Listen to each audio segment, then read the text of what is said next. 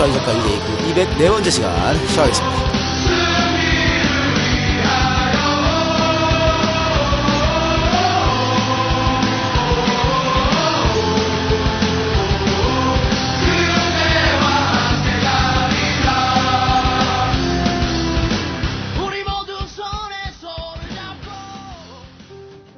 즐거운 줄넘기 JJR. 동생아, 오빠가 JJR 줄넘기 갖고 있는데 우리 동생 줄넘기 해보지 않을래? 흥, 난 아직 어려서 아무 줄넘기나 하면 안 돼. 안전이 제일 우선이라고. 모르는 말씀. 할아버지께서 말씀하셨지. JJR 줄넘기는 어린이 제품 공통 안전 기준에 준하여 게이시 마크를 획득하여 안전하며 5건의 특허를 비롯해 총 11건의 직접 재산권을 보유한 순수 국내 기술의 줄넘기. 어때? 이래도 안 해보겠니? 우와, 정말 좋다. JJR 줄넘기라면 나도 할 수 있겠어. 어머니, 자세한 사항은 네이버에 JJR 줄넘기를 검색하세요. 그럼 이만. JJR 줄넘기는 온라인, 킴스클럽, 체육사, 문구사에서 만나보실 수 있습니다. 네, 오늘 총선 특집 마지막 방송입니다. 안 지치냐? 지칩니다. 끝없이 달려왔습니다. 이제 마지막 안 합니다. 이제 못합니다. 마지막 방송인데 제가 말이죠. 물리적으로 마지막 방송이에요. 더 이상 이제 할 수가 없어. 녹음해서 업로드를 하는 그러니까 편집하고 업로드할 시간이 안 되기 때문에 이제 선거가 며칠 앞으로 다가왔기 때문에 오늘 마지막인데요. 마지막을 어떻게 장식할까 피날레를 여러 가지 이제 제가 보관을 꿈꿨습니다.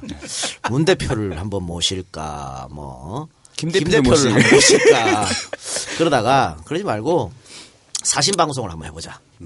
사신방송이 뭐냐면은 사실 지금껏 우리가 다 어려운 험지 분들만 오셨지 않습니까? 네. 그래서 또 전혀 한번 내가 그 사람들한테 밥 한번 얻어온 적도 없어. 처음 봤잖아. 다 처음 본 사람들이야. 네. 그런데 처음 본 사람들 아니지만 어쨌든. 근데 부른 사람들이 워낙에 다 험지실해가지고 네.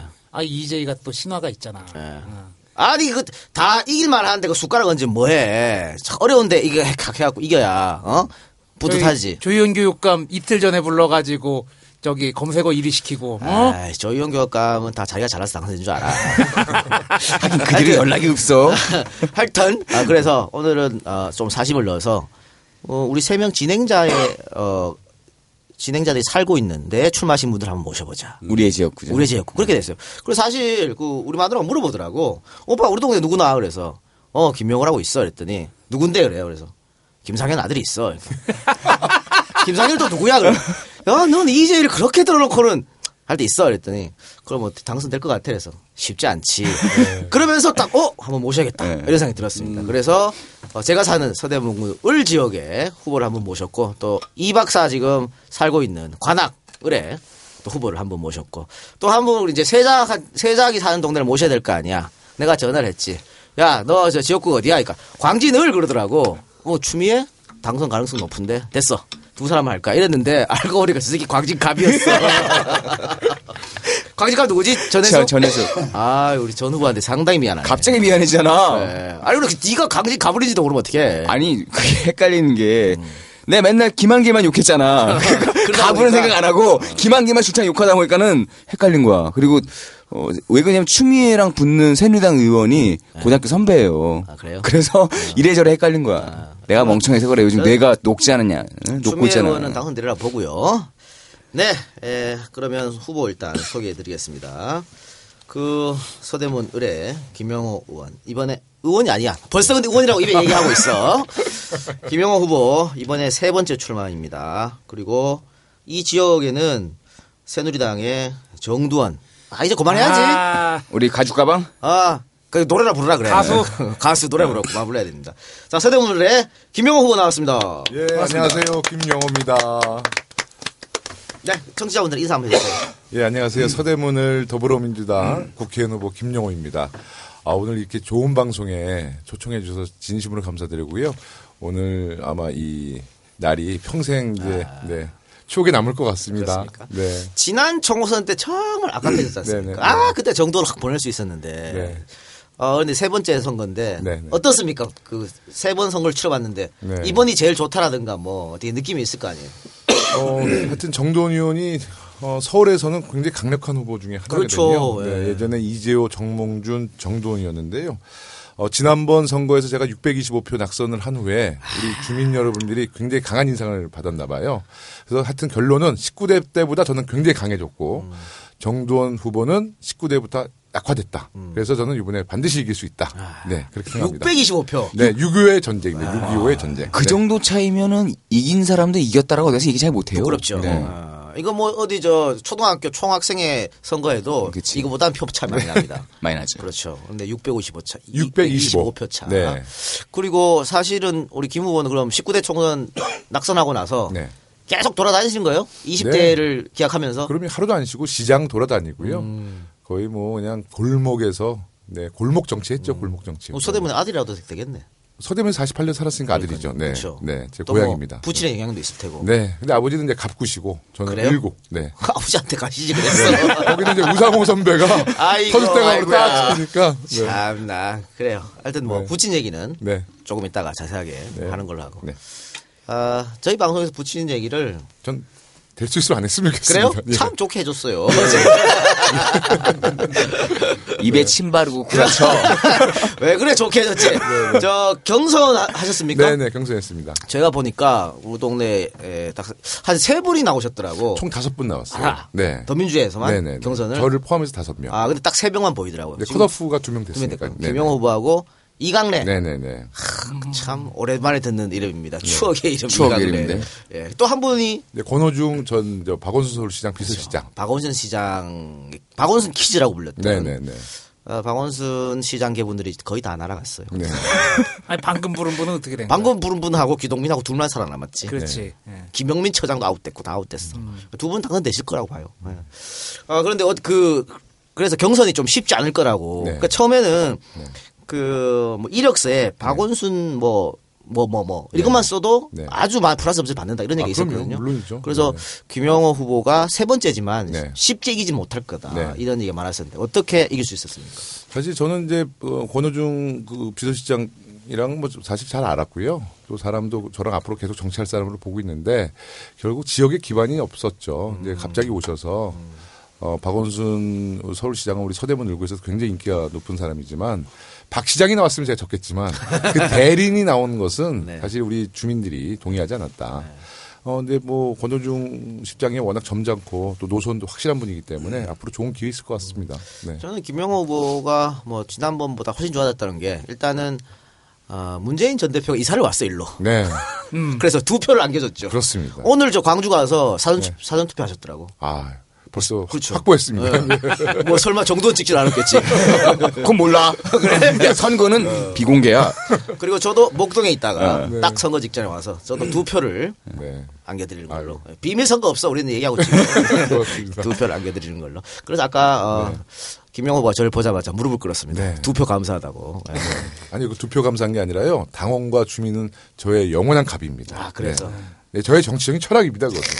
하지만 권력자에게는 저는 영원한 갑은 아니래도 하여튼 권력자와 맞서 싸우겠다. 이런 각오를 합니다. 당선증 받고 그 마음이 계속 유지되는지 한번 살펴보도록. 예, 그러겠습니다. 네. 네. 네, 그리고 또 한 분 후보 모셨습니다. 관악을 지역구입니다. 이분도 지난 선거에서 정말 아깝게 어떤 분이 고춧가루를 뿌리는 바람에 정말 아깝게 패했습니다. 요청만 아니었으면 내 예. 이제 관악을의 정태호 후보 모셨습니다. 네, 안녕하십니까. 정태호입니다. 인사 한번 청취자 여러분들 해주세요. 예, 청취자 여러분 안녕하십니까. 정태호입니다. 이제 나오면 당선된다 그래서 왔습니다. 근데 가만히 보니까 얘기 들어보니까 초청한 대상이 조금 위험한 사람들이라. 이게 좀 위험한데 당선되는 거. 그럼요. 우리가 보니까 쪼는 맛이 있는 후보들이죠. 한 24분 정도를 후보까지 포함해서 모셨더라고. 네. 선거 동안. 네. 제 목표가 한 15분 당선시키는 거. 그럼 선거 아닙니까? 원내교섭단체 만들어주시죠. 20석. 좋네요. 네, 네. 감사합니다. 우리 이 박사 사는 지역구 아닙니까? 네. 지난 선거 때 정태호를 찍었지 않습니까? 예. 그런데 낙선했잖아요. 네. 존날 받았죠. 근데 이게 원인이 나 진짜 후보께서 말하지 말아달라고만 말씀 안 하셨으면 내가 아주 개쌍욕을 했을 텐데 네, 참겠습니다. 그 고춧가루 뿌린 분. 네. 이번에는 어때요? 지금 그 지역에 살고 있으니까 네. 그 지역에 돌아다니시다 보면 또 친구들도 거기 다 있잖아요. 네. 서울대 라인. 어때요 분위기가? 잘은 모르겠는데 네. 일단은 좀 몇 가지 포인트가 있어요. 일단은 가장 핵심이 되는 지역이 그 고시촌 아닙니까? 네. 그 고시촌 쪽에서는 또 사시존치 문제가 굉장히 또 중요한 문제이기 때문에 네. 그런 것들이 있었고 또 나머지 지역에서는 워낙에 이제 기존에 닦았던 분들이 이제 좀 많이 물갈이가 된 상황에서 좀 궁금해요. 어떻게 될지 나도 궁금한데 지역 여론은 솔직히 정태호 후보 쪽이 조금 우세하지 않을까 나는 그렇게 예상을 해요. 또 한 가지 제가 궁금한 게 선거 사무실이 어떻게 거기로 들어가셨어요? 아, 거기 들어가려고 정말 인내의 그 참 시간을 보냈습니다. 거기가 어디입니까? 그러니까 거기 어디? 김희철 후보가 아, 그래요? 연구실 저기 사설 연구소를 하는 건물인데 김희철 후보가 국민의당 예비 후보로 나갔다가 어느 날 눈 뜨고 갑자기 이제 막 EJ 녹음하지 쩔레쩔레 나가니까 거기에 갑자기 정태호 후보 플래카드가 쫙 걸려 있는 거야. 김철 아웃됐어? 국민의당이 딴 후보가 나왔어요. 아, 그래요? 네, 국민의당 그 경선에서 졌죠. 김희철 의원이 떨어질 때까지 기다리고 있었죠. 아니, 건물을 뺏으신 겁니까? 아니면 왜냐면 그 건물이 우리 관악지역에는 그 두 군데 요지가 있어요. 그런데 김희철 의원이 전 의원이 있던 그 건물이 그야말로 광고 효과로 치면 1조 원짜리 광고 효과예요. 네.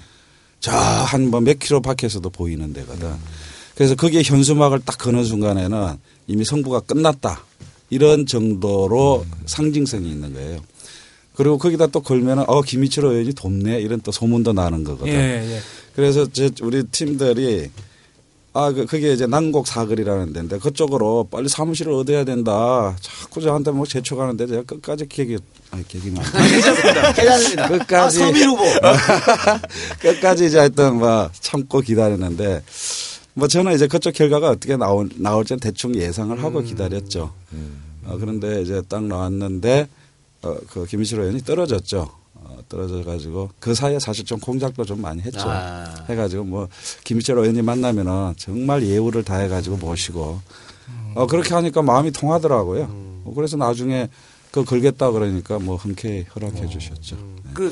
그리고 나서 며칠 있다가 다시 이행자 쪽으로 갔어요. 그래요? 저는 국민의당이 그 경선 떨어진 것 때문에 또 아사리판이 나는가 보다 난 그렇게 예상했는데 또 그렇진 않았던 모양이네. 예. 그러면 지난번에 재보궐선거였으니까 예. 기간은 그렇게 길지 않은 것 같습니다. 그렇죠. 그동안 운동을 좀 열심히 하셨습니까? 어떻습니까? 뭘 그때 4월 29일 날 이후로 결심한 게 여의도 쪽은 쳐다보지도 않겠다. 그 민병두 우리 선배가 옛날에 그 홍준표한테 떨어지고 나서 한강 다리를 안 건너겠다라고 작심을 했다 그러더라고요. 그러면서 매일 동네만 다녔대요. 그 얘기를 저도 듣고 하여튼 한강 다리 안 건너겠다. 한강 다리가 아니라 하여튼 여의도 그 다리 안 건너겠다 이렇게 마음 먹고 동네만 돌아다녔죠. 선거는 민병두처럼 그런 말이 있어. 네. 그렇지. 정태호 후보님은 저희 EJ하고도 어떻게 보면 연결이 있어요. 그래요? 저희 방송 1회 때 이 작가 우리 총선 특집 뭐 이런 거 했었잖아요. 그때 가장 많이 언급됐던 데가 어딘가 생각해봐. 관악이었지. 왜? 관악 때 이 박사가 흥분하게 막 얘기하고 그러다가 김희철? 얘기했던 뭐 옛날 사람 얘기를 하면 뭐해. 정태호 시대가 열렸는데. 그렇지. 추억의 이름이다 이제. 오늘부로 열리겠죠. 그 길거리 돌아다니면은 반응은 어떻습니까? 진짜 좋아요. 뭐냐면은 이게 운동하는 제가 깜짝 놀랐던 게 뭐냐면 사무실 개소식을 했는데 아까 그 사무실 거기 들어가기 위해서 참고 참았는데 후보 등록 개소식 하기 한 4일 전에 그 개소식 날짜를 이제 공고를 했어요. 그런데 진짜 거짓말 안 하고 한 2,000명은 온 것 같아요. 그런데 온 사람들이 옛날에 뭐 동네 유지들부터 해가지고 옛날엔 상상도 못하는 사람들이 왔는데 1년 동안 그 돌아다닌 보람이 있더라니까요. 그 한 사람 한 사람 만났던 사람들이 나를 지지하지 않더라도 좀 와서 달라 그러니까 사무실에 찾아오더라니까요. 그래가지고 그 이후로 동네 분위기가 막 술렁거리기 시작하는데 선거운동하는 사람들은 무조건 된다라는 거라. 근데 저는 이게 한번 진 그 트라우마가 있어요. 우리 아마 김영호 후보님도 그 트라우마가 2번이나 있어가지고. 없어요, 그래요? 네. 무감각해졌어요. 자꾸 떨어졌어. 그래서 이게 느낌은 좋은데 이길 수 있을까? 막 그런 좀 이 마음에 그런 게 있어요. 그래서 오늘 여기 와서 한 2,000표 모아가야 됩니다, 저는. 네. 네. 알겠습니다. 그러면 이깁니다. 네. 선거운동 하실 때 분위기 좋다고 하셨잖아요. 네. 그러면 운동원들도 좀 재밌게 할 것 같고 요즘 더불어민주당이 가장 좀 이슈가 되고 있는 게 손혜원 후보팀도 그렇고 이석현 후보팀도 그렇고 율동팀들이 정말 열심히 해요. 네. 그리고 후보들도 같이 열심히 합니다. 네. 본인도 열심히 하고 계십니까? 저는 율동은 안 해봤고 네. 하여튼 뭐 동네 그냥 걸어 다닙니다. 그냥. 많이 노출되는 방식으로. 유세차하고 관계없이. 네. 뭐 그게 제 일종의 좀 선거 전략이라면 전략이죠. 많이 돌아다니는 아, 얘기더라고요. 이게 김희철 후보가 어떻게 했냐면은 아침 8시쯤 되면은 버스를 타고 저기 우리 집 근처에서 버스를 타려고 온지 뭔지 모르겠지만 쭉 걸어 내려오죠. 그럼 그 그때마다 산 위에서? 사람들이 다 안녕하십니까? 안녕하십니까? 다 하시는 거야. 이게 선거를 한번 출마를 해보니까 이 동네 가면 제 얼굴을 다 알아봐요. 그게 참 그래도 한번 벽보의 출마를 효과. 해봐요. 이 백보 벽보의 붙이는 효과. 효과야 그게. 예. 그러니까 이제 가면 그냥 정태호입니다. 그러면 아 정태호 씨 이번에 잘 돼야 돼. 지난번에 정말 그 누구 그 뭐 SX 때문에 이 욕하면서 막 격려해주고 그러거든요. 그러니까 막 걸어 다니는 게 실제로 선거 운동에 크게 도움이 되더라고 보니까. 우리 정 선배님은 그때 보궐선거니까 네. 언론이 집중을 받았잖아요. 그렇죠. 뭐. 네. 그러니까 훨씬 인지도가 올라갔죠. 아주 그냥 최고급 고춧가루가 들어갔겠죠. 아니 더 그 집중됐죠. 고춧가루 뿌리시는 분은 이번에 그 벌을 받을 거야. 어딘지는 모르겠지만. 아니 근데 그게 참 나는 참 그 운명이 얄궂다라고 생각이 드는 게 제 보궐선거 때 정말 제일 많이 와서 도와줬던 국회의원이 김성주 의원이었어요. 아이고 그렇습니까? 김성주 의원이 제가 또 대학교 이제 동기입니다. 까는 다르지만. 그리고 이제 보건복지위원회 소속이라서 이 일반적인 이제 그 생활과 관련된 단체들하고 직능단체들 많이 알거든요. 정말 열심히 뛰었어요. 야 이게 그런데- 이어지는 거야. 그러니까 이 정동영이 또 굴러가네? 근데 이 정동영. 실명을 이제 공개했어. 이게 얘기하기 시작하니까 이게 막 끌어오르기 시작하네 또. 그래 이런 걸 사필 규정이라고. 그런데 김성주 의원은 고등학교 과 후배예요 또. 대학교 과 후배야. 근데 그 선배가 자꾸 그 후배들 그렇게 죽이러 다니는지 정말 나는 짜증나 죽겠어. 어쨌든 김성주 의원은 이길 거라고 저는 확신합니다. 그러면 인사말은 여기까지만 하고 광고 듣고 와서 본격적으로 두 분 모시고 방송하겠습니다. 광고 듣고 오겠습니다. 마음에 드는 차가 있긴 한데 살까 말까 고민이야. 고민을 왜 해? 좋은 구매 조건 찾아서 사면 되지. 그러게 좋은 구매 조건 찾는 게 쉽지가 않네. 그렇긴 해. 이것저것 귀찮은 일 투성이지. 나는 차만 고르고 나머지는 누가 알아서 처리해주면 정말 좋겠다. 그런 너를 위한 서비스를 새 차를 파는 사람들이 준비해뒀지. 자동차 리스와 장기 렌터카 비교 견적 서비스 말이야. 그래! 자동차 리스와 장기 렌터카가 있었지? 인터넷 포털에서 새 사람 또는 새 차를 파는 사람들이라고 검색해봐. 자동차 판매사, 금융 전문가와 함께 고객 맞춤형으로 리스나 장기 렌트 서비스를 제공하고 있거든. 오케이! 새 차를 파는 사람들 검색해볼게.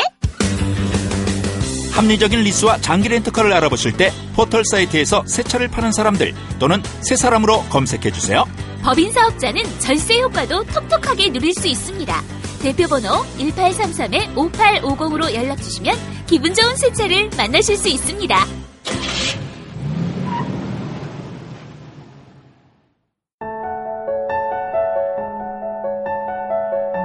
안녕하십니까.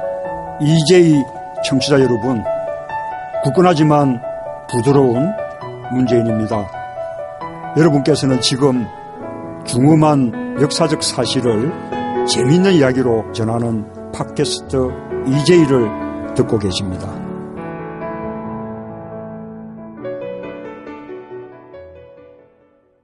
내일 4월 10일 일요일 오후 2시에 홍대 정문으로 오시면 문재인을 만날 수 있습니다. 더 컷 유세단도 손혜원도 이 작가도 만날 수 있습니다. 많은 참석 부탁드립니다. 자, 먼저 관악을부터 살펴봅시다. 관악을은 더불어민주당의 성역과 같은 곳이지. 그럼 텃밭. 뭐 하늘 아래 분당이라면 여기는 하늘 아래 관악. 그렇지. 관악대장. 그렇지. 관악장군. 관악장군. 이해찬 전 총리가 88년 총선부터 쭉 그냥 하시다가 18대 때 김희철 의원이 또 하셨고 19대 때는 통합진보당하고 이제 후보 단일을 했죠. 그래서 이상규 후보가 당선됐었고 그런데 보궐선거에서 이제 새누리당한테 처음으로 양보한 겁니다. 그렇죠? 난 양보가 아니지. 뺏겼다고 봐. 누구 때문에. 그래서 뺏겼고 다른 선거를 봐도요. 뭐 구청장 선거, 서울시장 선거, 대통령 선거 압도적입니다. 압도적. 볼까요? 서울시장 선거 관악구 정몽중 35.67, 박원순 64.36이야. 뭐 거의 더블스코어입니다. 마찬가지입니다. 구청장 선거 새누리 이정호 36, 새정치연합 유종필 60.49. 이 정도예요. 이 정도인데 지금 유일하게 국회의원 자리만 오신환한테 지금 뺏겨온 상태입니다. 이거 탈환해와야 되지 않겠습니까? 당연히. 그러죠. 그래서 제 슬로건이 뭉치자 되찾자입니다. 그런데 묘한 게 말이에요. 지금 여론조사를 하고 있는 거 보면 어쨌든 오신환 후보가 무지를 앞서고 있습니다. 여기가 어디 조사야? YTN 조사네요. YTN 조사인데 오신환 35.9, 정태호 29.2, 이행자 19.3. 그런데 이 이행자 국민의당 19.3 얻은 게 지난 보궐에 정동영 얻은 숫자랑 비슷해요. 가깝한 얘기구나. 가깝한 얘기죠. 이제는 또 이게 어떤 고춧가루가 아니고 녹색가루를 확 뿌리려고 지금 그러나 이런 생각이 거기다가 들긴 이행자 후보가 네. 시의원인가 구의원인가 출신이라 가지고 네. 또 인지도가 좀 있어요. 아예 없진 않고. 시의원 출신. 시의원 출신이니까. 이런 조금 안 좋은 여론조사 결과에 대해서 어떻게 생각하십니까? 이제 거기 보면 이제 적극투표청을 보면은 나하고 이제 오신환하고는 2% 차이로 이제 줄어들죠. 적극투표청. 네. 근데 저게 이제 보통 우리가 일반적으로는 여론조사를 하면은 옛날에 2012년도에 10년도에 지방선거가 있었죠. 그때 한명숙 시장 후보 나왔을 때 그때 조사를 해보면은 15% 관악구에서 지는 걸로 나오더라고요. 그래가지고 그걸 보고 당에서 그때 이 지방선거 기획위원회에서 서울시장 선거를 포기를 해버렸어요. 그렇죠. 그 여론조사 보고. 근데 실제로 이거 다 판별 분석을 해보니까는 2% 지는 걸로 그때 나왔었어요. 결과도 또 그렇게 나왔고. 그러니까 뭐냐면은 여론조사 자체에 우리가 너무 현혹돼서는 안 되는 건데 이게 주는 파장이 너무 커져 지금. 그걸 이제 이용하는 거죠. 지금 그런 건데 지금도 지금 보면은 사실은 이 지역은 65대 35 지역이라고 보면 되는데 우리 지지층들이 잘 안 잡히는 거죠. 실제로 이제 당 내에서 조사한 거를 보면은 이런 뭐 공포할 수 없는 거기 때문에 선거법 때문에 괜찮게 나옵니다. 예. 여의도 연구소에 그게 이제 안심번호를 가지고 핸드폰을 조사한 것들이 반영이 돼 있는데 제가 듣기로는 뭐 여의도 연구소에서 한 것도 괜찮게 나온다는 거예요. 예. 그리고 사실 지금 오신환 정태호 둘만 봐도 6%밖에 차이 안 나요. 네. 6% 뭐 이거 뭐. 아까 왜 서울시장 선거 한명숙 선거 나갔을 때 얘기하셨습니다만 그때는 20% 차이였었거든요. 그래서 나는 이 잘 나왔다고 생각하는 게 나는 혹시 10% 이상 차이 나면은 그렇지. 우리 지지층들이 혹시 실망할까 싶어서 포기할 수도 걱정했는데 있고. 그래도 이 정도 나오고 또 이 적극투표청에서 2%밖에 안 나오니까 요새 동네 다니면서 하는 얘기는 야 2%만 좀 채워주십시오. 그러니까 일종의 이제 긴장감을 이제 조성하는 그런 이제 캠페인을 하고 있죠. 제가 2% 부족합니다 지금. 기존의 여론조사 방식 자체가 현실을 갖다가 잘 반영 못 하잖아요. 아니, 나도 핸드폰 없어 집에 전화 없고 핸드폰 있고 전화 없어 집에. 새누리당에서는 어떻게 이쪽 지역의 지원 유세라든가 당 지도부 쪽에서 있습니까? 좀 원유철이 한번 왔었었고. 그건 뭐 와도 도움이 안 돼요. 도움 안 돼? 도움 안 돼요 그거. 안 되지. 이거 언제부터 친박이었다고? 아니 원유철보단 차라리 오신환이 그 동네에서 인기 더 있을 걸. 차라리 언박이야 언박. 언제부터 친박이었어? 비주얼. 그래서 언박이야. 김무성이 왔는지 안 왔는지 모르겠는데 남당이라서 난 관심도 없고 그냥. 그러니까 예전에 김무성 씨가 저희 선거운동 기간 전에 왔다가 개쌍욕 먹고 돌아간 적이 있었죠. 김무성의 머릿속에는 안철수밖에 없어. 여기가 어디란 말이냐고. 저기 대학동 쪽 그 고시청 아니 근데 김무성이 와가지고 사실은 이제 우리도 좀 배워야 되는데 김무성이 뻥을 잘 쳐요. 그렇죠. 나중에 물러나긴 하지만 그때 보궐선거 때 와가지고 두 가지 뻥을 치고 갔어요. 하나는 우리 아까 사법고시 존치 문제. 그거 자기가 당론으로 해가지고 반드시 컨설시키겠다라고 약속을 했었어요. 그다음에 또 하나는 강남 아파트라고 했는데 재건축 문제가 있는데 한 십몇 년 오래된 현안인데 오신환법을 만들어서라도 그거 해결하겠다고 약속했어요. 하나도 해결 안 됐어요 지금. 그냥 던지고 아닌 말고구만. 근데 그 강남 아파트 정말 무섭더라고요. 근데 이제. 이번에 그 우리 TV 토론하는데 오신하는데 김무성이 와서 약속하지 않았냐 그러니까 그런 적 없다고 그러더라고. 그 DNA는 사람 쉽게 안 변해. 그러니까. 그 오신환 의원이 또 의원 되자마자 그 경찰서에서 와서 갑질 한번 해서 그런 것들을 좀 유권자들이 아셔야 될 텐데. 사람들이 그런 걸 우리는 상당히 그런 걸 문제 삼는데 그쪽 사람들은 또 별로 그런 게 없는가 봐요. 이번에 뭐 MBN에 뭐 저도 뉴스를 못 봤는데 그 논문 표절로 해가지고 학위가 취소됐다고 나왔더라고요. 그러니까 이제 뭐 본인은 뭐 학위를 자진 반납했다고 그렇게 얘기를 한다고 그러는데 학위 자진 반납하는 제도가 있나요? 이 박사 어때? 학위 자진 반납 얘기 처음 들어봤어요. 하여튼 뭐 그런 일이 있어가지고 MBN에 보도가 됐다 그래요. 그래서 저는 보지는 못했어요. 어쨌든 문제가 있는 후보지만 네거티브는 하지 않겠습니다. 얘기 다 해놓고는. 일부러 얘기하라고 꺼내신 거 아니에요? 맞아요.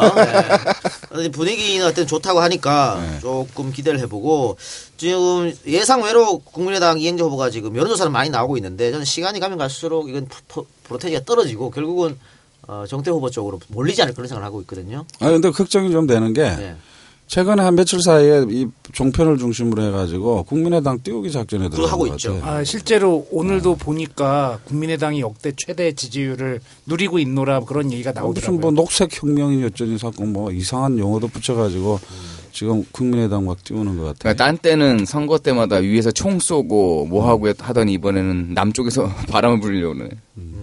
그러니까 말이죠. 네, 그럼 이번에는 서대문 을로 한번 가보겠습니다. 서대문 을도 말이죠. 참 이 지역구 정두원 지역 여기만 빼고는 사실은 대통령 선거, 서울시장 선거, 구청장 선거 더민주가 다 이겼어. 네네. 그러니까 정두원 개인기로 지금 여기서 버티고 있는 거야. 그럼 김용호가 못해서 그런 거야. 그것도 있죠. 저는 그거는 뭐 제가 뭐 이름이 알려진 뭐 정치인이 아니기 때문에 그것 분명히 저는 인정합니다. 첫 번째 붙었을 때 17대, 18대 때. 네네. 그때는 사실은 서울에서 다 전멸할 때잖아요. 그런데다가 제가 16일 전에 전략공천 받았어요. 그때 DY 선생님이 저희 홍은동 사셨어요. 근데 DY가 그때 동작으로 갔잖아요. 그래서 거기에 아무도 없었어요. 진짜 검지였어요. 왜냐하면 여론조사 붙이면 정도원한테 다 지는 거예요. 우리 당 중진들도. 그래서 갑자기 저는 원래 갑국에 나오려고 했거든요. 근데 을구로 전략공천 받았죠. 근데 우상호 선배한테 그랬죠.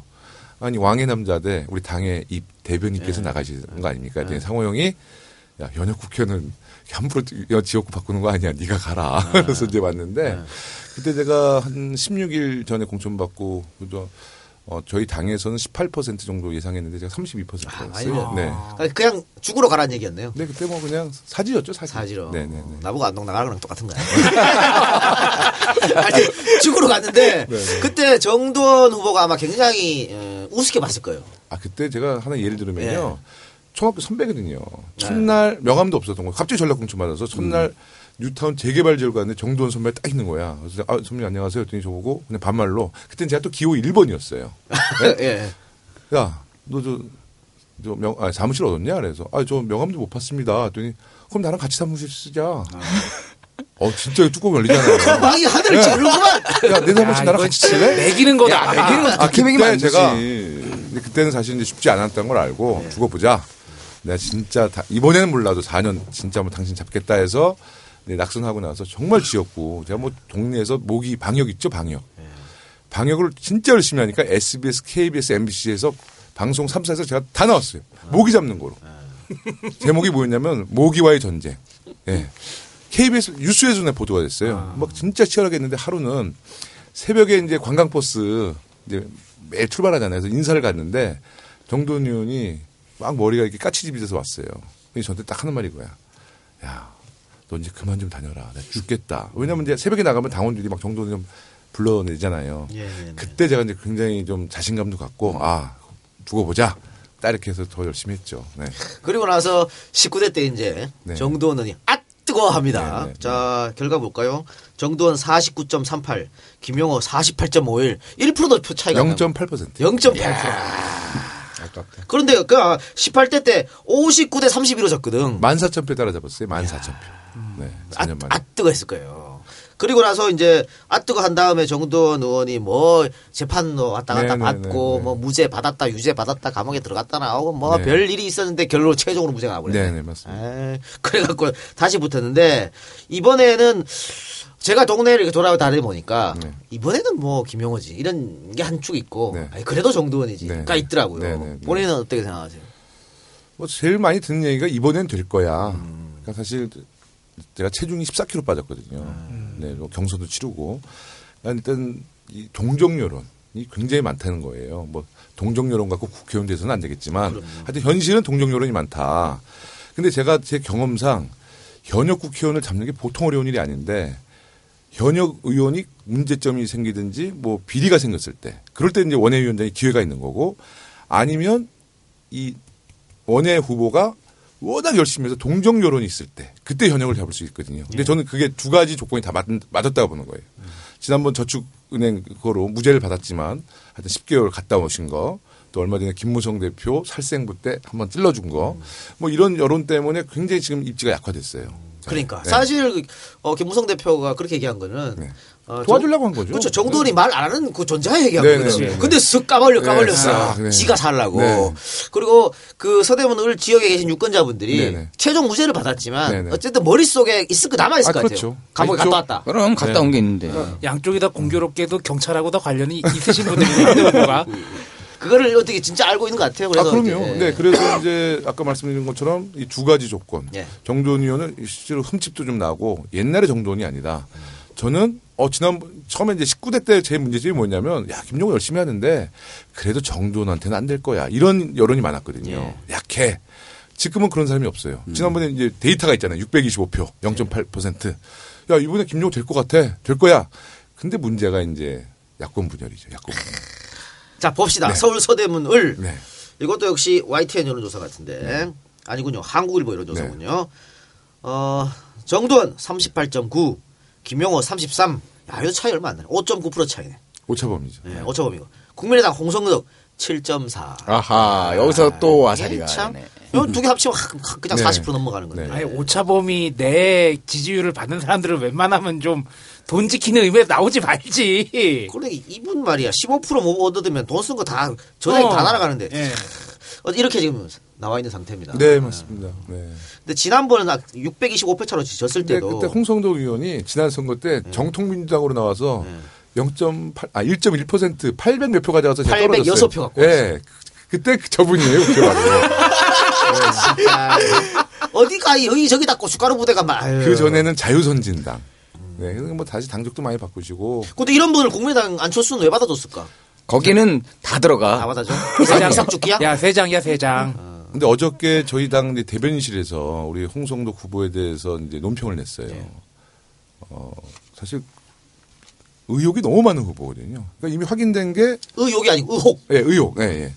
확인이 된 게 일단은 이번 모든 국회의원 후보 중에 체납 1위예요. 2억이 좀 넘고. 그리고 병역 문제도 이제 보도에 따르면 뭐 실종 신고 냈다가 이제 병역 기피했고요. 그다음에 재산도 누락했어요. 다른 당 후보를 까는 거는 네네. 제가 하겠습니다. 팩트입니다. 후보가 하지 말고 예, 제가 알겠습니다. 자, 이 홍모 후보 이름도 말하기 싫어. 홍 후보 병역, 납세, 재산, 학력, 경력 모두 의혹투성인 의혹백화점이다. 이런 말씀인 것이죠. 일단 징병검사 기피. 행방불명 되죠. 아니, 어디서 많이, 안상수 아니었어, 그거?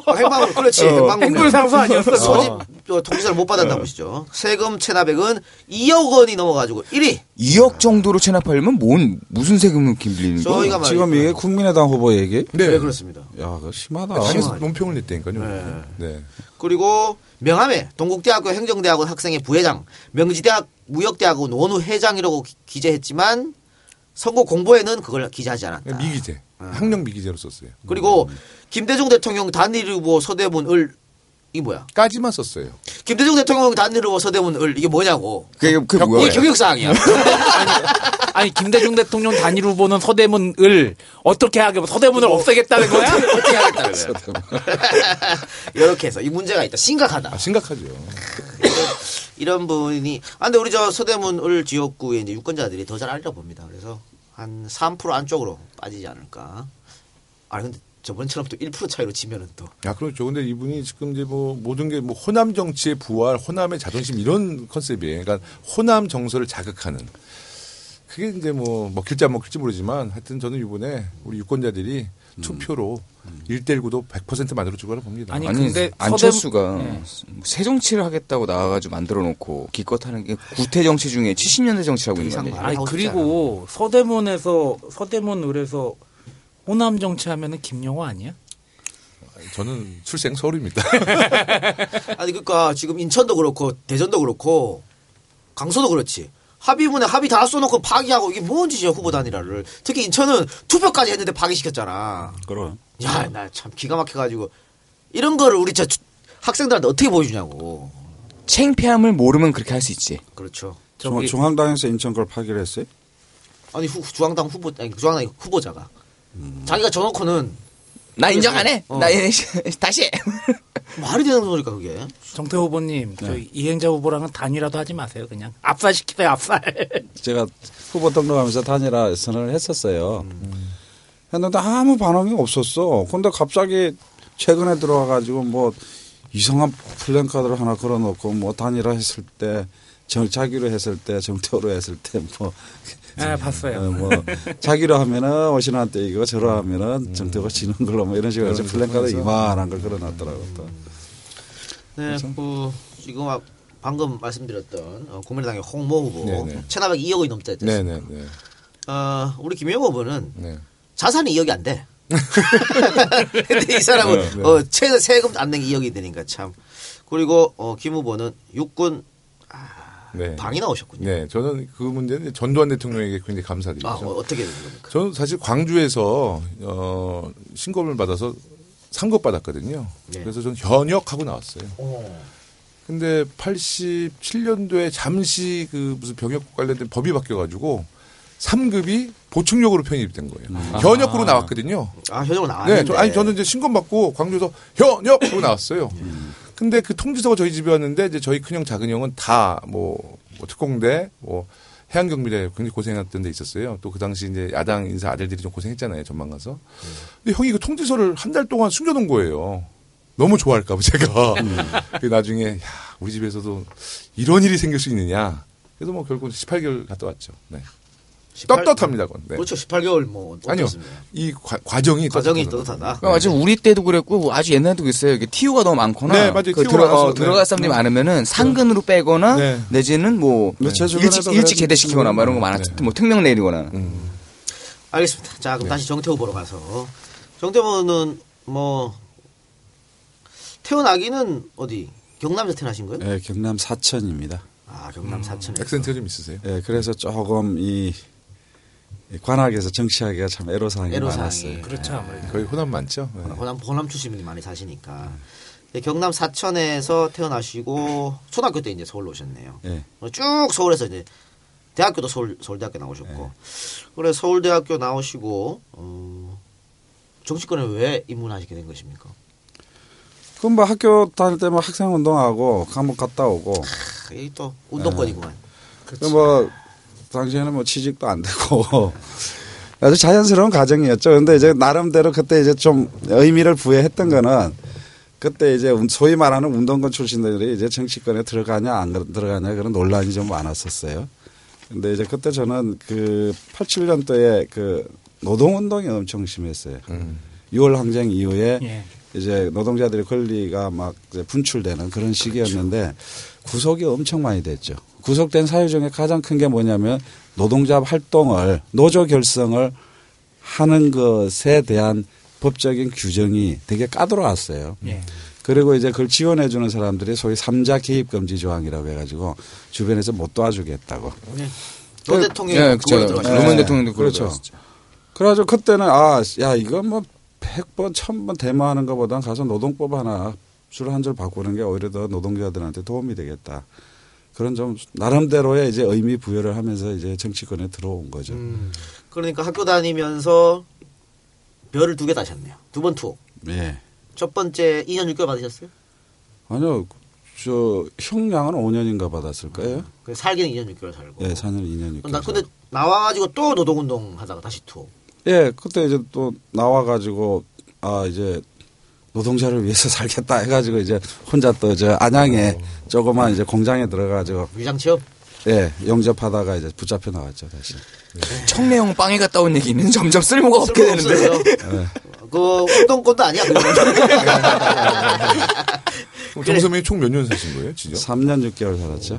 그래서 내가 되게 사람이 순하게 보여가지고 사람들이 그걸 잘 몰라요. 요새 하도 운동권 뭐라고 그러니까 내가 그런 얘기를 잘 안 하거든.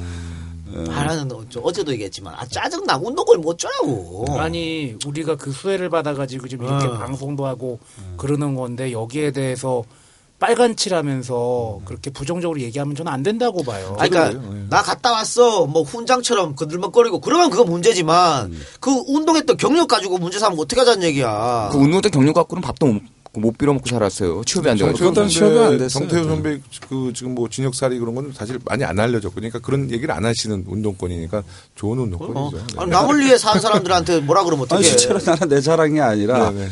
그 민주화 운동 그 무슨 회복위원회인가 뭐 이런 게 있어요. 보상 신청하죠. 네. 저는 그 회복 신청도 안 했고 보상 신청도 안 했어요. 물론 나쁜 운동권도 있습니다. 그렇죠? 이재호, 김문수. 야, 왜 동급으로 비교하니? 아니 그 양반들 그거 악용하잖아. 자 이렇게 노동운동에 투신하셨다가 아까 본인의 말씀대로 이런저런 이유로 정치권에 입문하셨는데 평민당을 택한 이유는 뭡니까? 그때 저는 경상도 출신이잖아요. 김대중 대통령 빨갱이였어요. 그렇죠. 동네 우리 시골 가면은 우리 집안에서 그냥 모이기만 하더라도 저 빨갱이라고 그랬었으니까. 근데 나는 그분이 참 되게 위대하게 느껴졌어요. 그 당시에는. 아주 우리나라를 위해서 정말 그 민주화를 위해서 투쟁한 그 삶이 너무너무 그게 멋있게 보였다. 존경스럽고. 존경스럽고. 그리고 실제로 이제 제가 4학년 때인가 이 82년 때 이제 망명 가셨다가 4학년 때인가 3학년 때 귀국을 하셨어요. 그때 이제 저는 처음에는 김대중 대통령 솔직히 잘 몰랐죠. 그런데 그때 이분에 대해서 알게 된 거예요. 근데 그때는 이제 내가 학생 운동을 하던 시기였고 이분이 이제 망명에서 이제 귀국하는 시기하고 이제 맞아떨어지면서 김대중이라는 분을 이제 연구하게 되면서 이분이 미래의 우리 대통령이 돼야 되겠다. 그러면서 자연스럽게 평민당에 들어간 거죠. 평민당에 들어가고. 그리고 평민당에 입당하고 얼마나 있어서 대통령 선거 있었지 않습니까? 92년도에. 87년도에. 아니죠. 그래도 91년도에 들어갔고 그러니까, 92년도에 대선이 그러니까 있었죠. 92년 대통령 선거 있었지 않습니까? 패배했습니다. 그렇죠. 패배하고 DJ는 정계 은퇴하셨고 그때는 심정이 어땠어요? 그때야 근데 사실 그때는 이길 거라고 사실 솔직히 생각은 못했어요.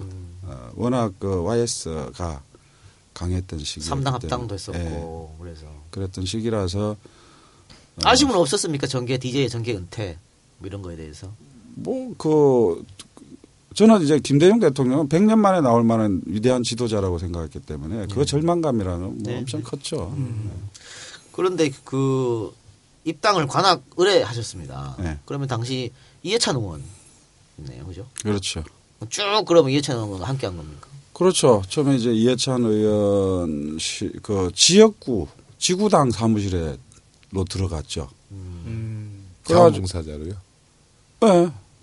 들어가고 나는 또 이제 등록이 안 돼요, 국회의원은. 국회의원 그 사무실에 등록이 안 돼. 왜냐하면 별이 2개가 있어 놓으니까 복권이 안 돼 놓으니까 공무 단임권이 없는 거예요. 그렇네요. 복권이 돼야죠. 지금도 그런가요, 그러면? 아니, 근데 이제 나중에 이제 다 복권이 됐죠. 그래가지고 내가 이해찬 의원 만나가지고 5년 동안 91년 만나가지고 96년에 내가 복권이 됐으니까 5년, 거의 6년 정도를 아무 신분 없이 지냈어요. 그래서 이제 사람들은 내가 이해찬 의원의 보좌관인 줄 알고 있었는데 저는 그 국회 들어가면은 옛날에 입법보조원이라는 그 신분증이 있어요. 출입증으로. 그거 들고 다녔어요, 그때. 그래가지고 96년도에 복권이 돼가지고 처음 보좌관이 됐죠. 그러니까는, 보좌관은 보좌관인데 보좌관이라고 할 수 없는 보좌관 생활을 하다가 네. 96년부터 정식 보좌관이 되셨거든요. 네, 그래서 이제 그런 사람들을 되게 좀 그렇다고 가오는 세워야 되니까 정책 보좌관, 뭐 정책 보좌역 이런 이름으로 이제 뭐 그런 식으로 이제. 그렇게 이해찬 의원 보좌관으로 활동하다가 97년 15대 대선 대한민국 최초의 정권 교체 여기에서 이제 어느 정도 힘을 보태신 거죠. 직책을 보면 김대중 후보 관악을 지구당 선거대책위원회 사무장. 아까 그분하고 다르잖아. 그분은 김대중 대통령 서대문이라고 끝나고 그랬잖아. 여기는 지구당 선거대책위원회 사무장.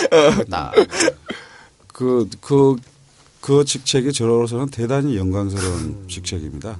그러니까 그 관악을 지역의 선거를 제가 총 책임을 지고 했었으니까. 근데 그게 참 에피소드가 있어요. 뭐냐면 제가 나중에 유학을 가게 되는데 저기 뉴욕 주립대를 가게 되는데 제가 그 GR이라는 시험을 봐야 되는데 성적이 안 돼요. 공부를 안 했으니까. 그래가지고 이제 그 과 디렉터한테 나 이게 시험 볼 수가 없다. 공부를 안 했기 때문에 그냥 넣어달라 그랬더니 안 된대요. 근데 한번 트라이나 해보라는 거야. 그래서 해가지고 그게 뭘 집어넣냐면은 이 지구당 그 선거 사무장이라는 게 영어로 번역을 하면요 되게 멋있게 보여요. 어떻게 나오나요? Director of the Chapter 이렇게 돼요. 이게 미국 사람들은 선거에 대통령 선거에서 한 지역의 책임자라는 거는 대단한 사람을 시거든요. 그래서 그거를 영어로 딱 해놓고 이력에 넣고 그다음에 그때 이제 대통령 선거에 이기면은 고생했던 사람들 지구당에 한 100장 정도 표창장을 다 나눠줬어요. 총재 표창장을.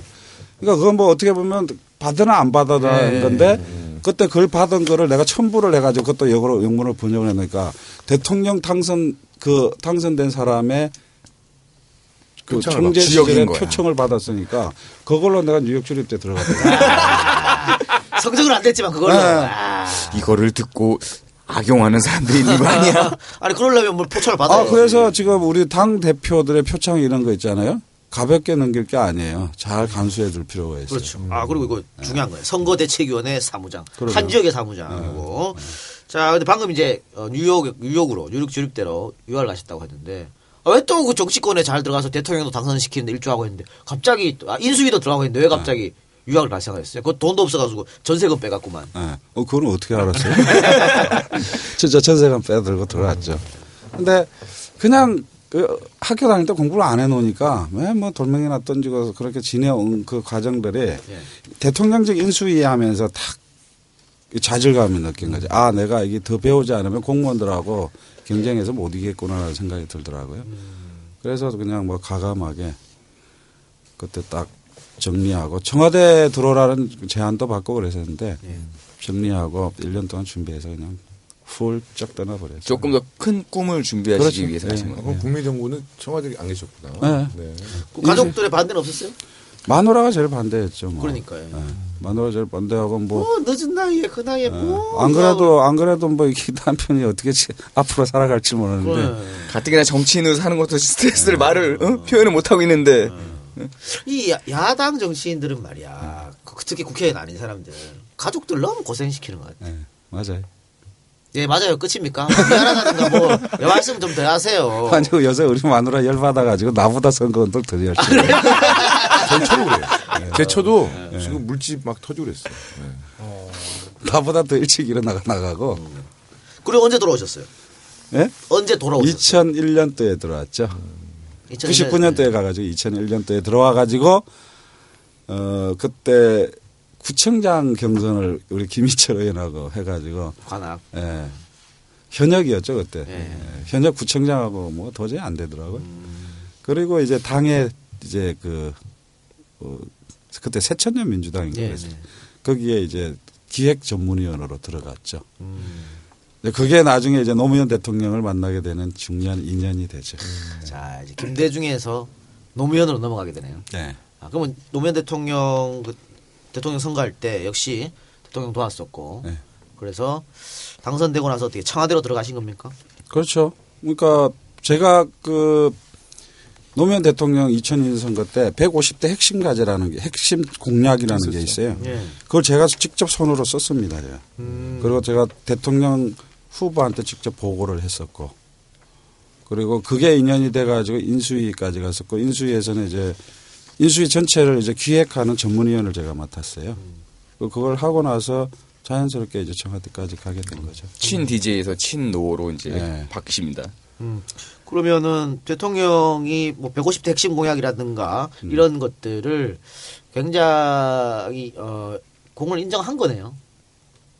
뭐 대통령께서 인정하셨는지는 잘 모르겠고 아무래도 그 당시에는 이제 대통령님의 핵심 척건들이 있었으니까 그 사람들이 이제 좀 잘 봤겠죠. 아니 그래도 청와대에 가서 정무기획비서관, 정책조정비서관, 기획조정비서관, 청와대 대변인 뭐 이렇게 둘둘이 맡았으면은 대통령이 능력을 인정한 거 아니겠어요? 그럼. 예, 뭐 그렇게 봐주시면 고맙겠고. 그리고 나서 이번에는 또 박원순 서울시장과 인연을 맺게 됩니다.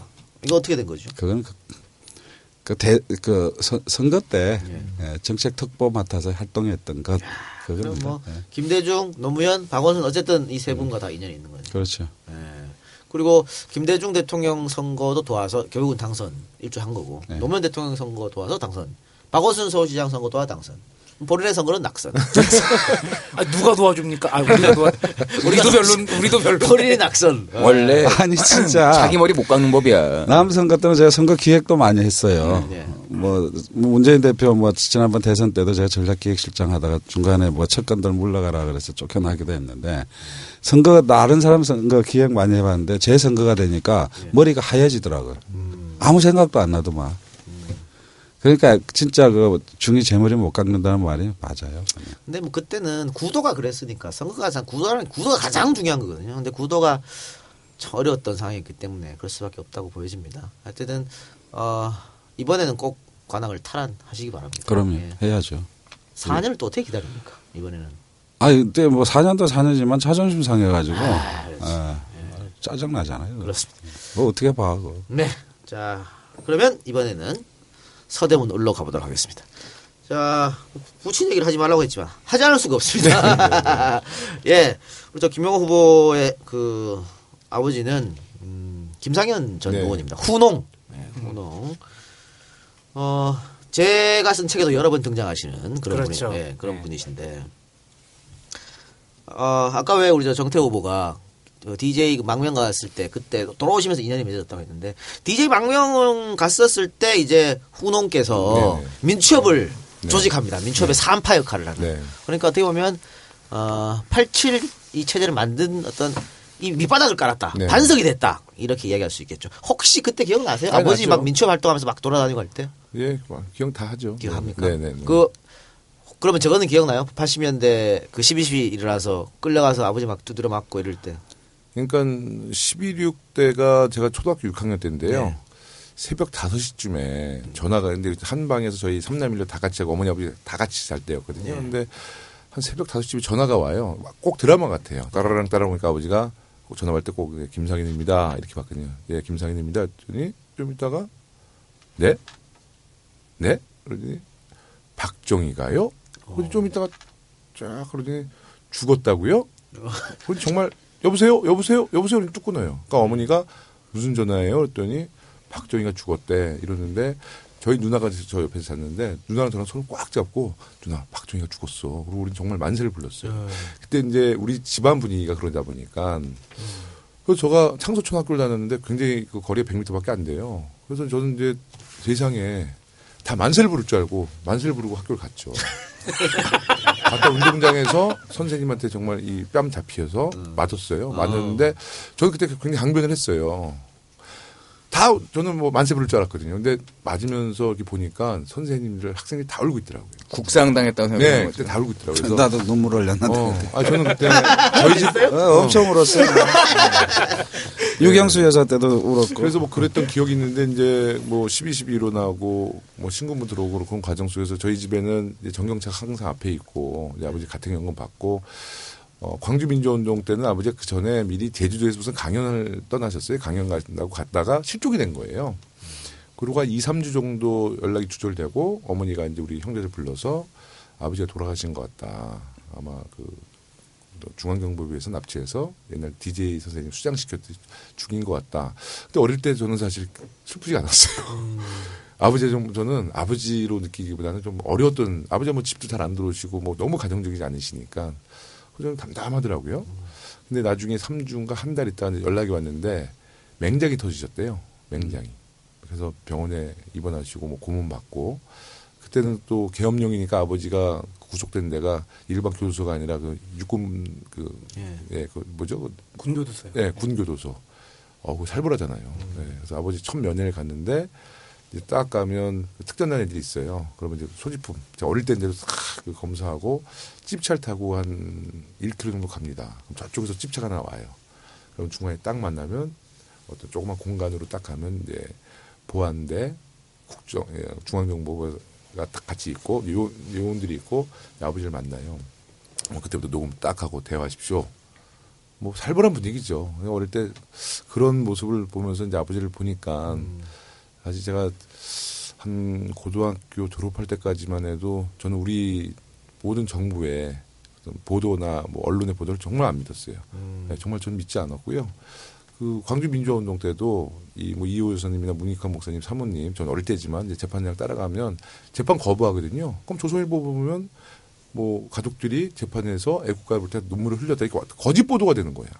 그 어린 나이에 그걸 보면 굉장히 뭐 국가나 언론에 대해서 불신하게 되고, 우린 속고 있구나. 전 진짜 이런 위험한 생각까지 했어요. 북한이 우리보다 잘 살고 있을 거야. 저는 이런 생각까지 사실 했습니다. 네.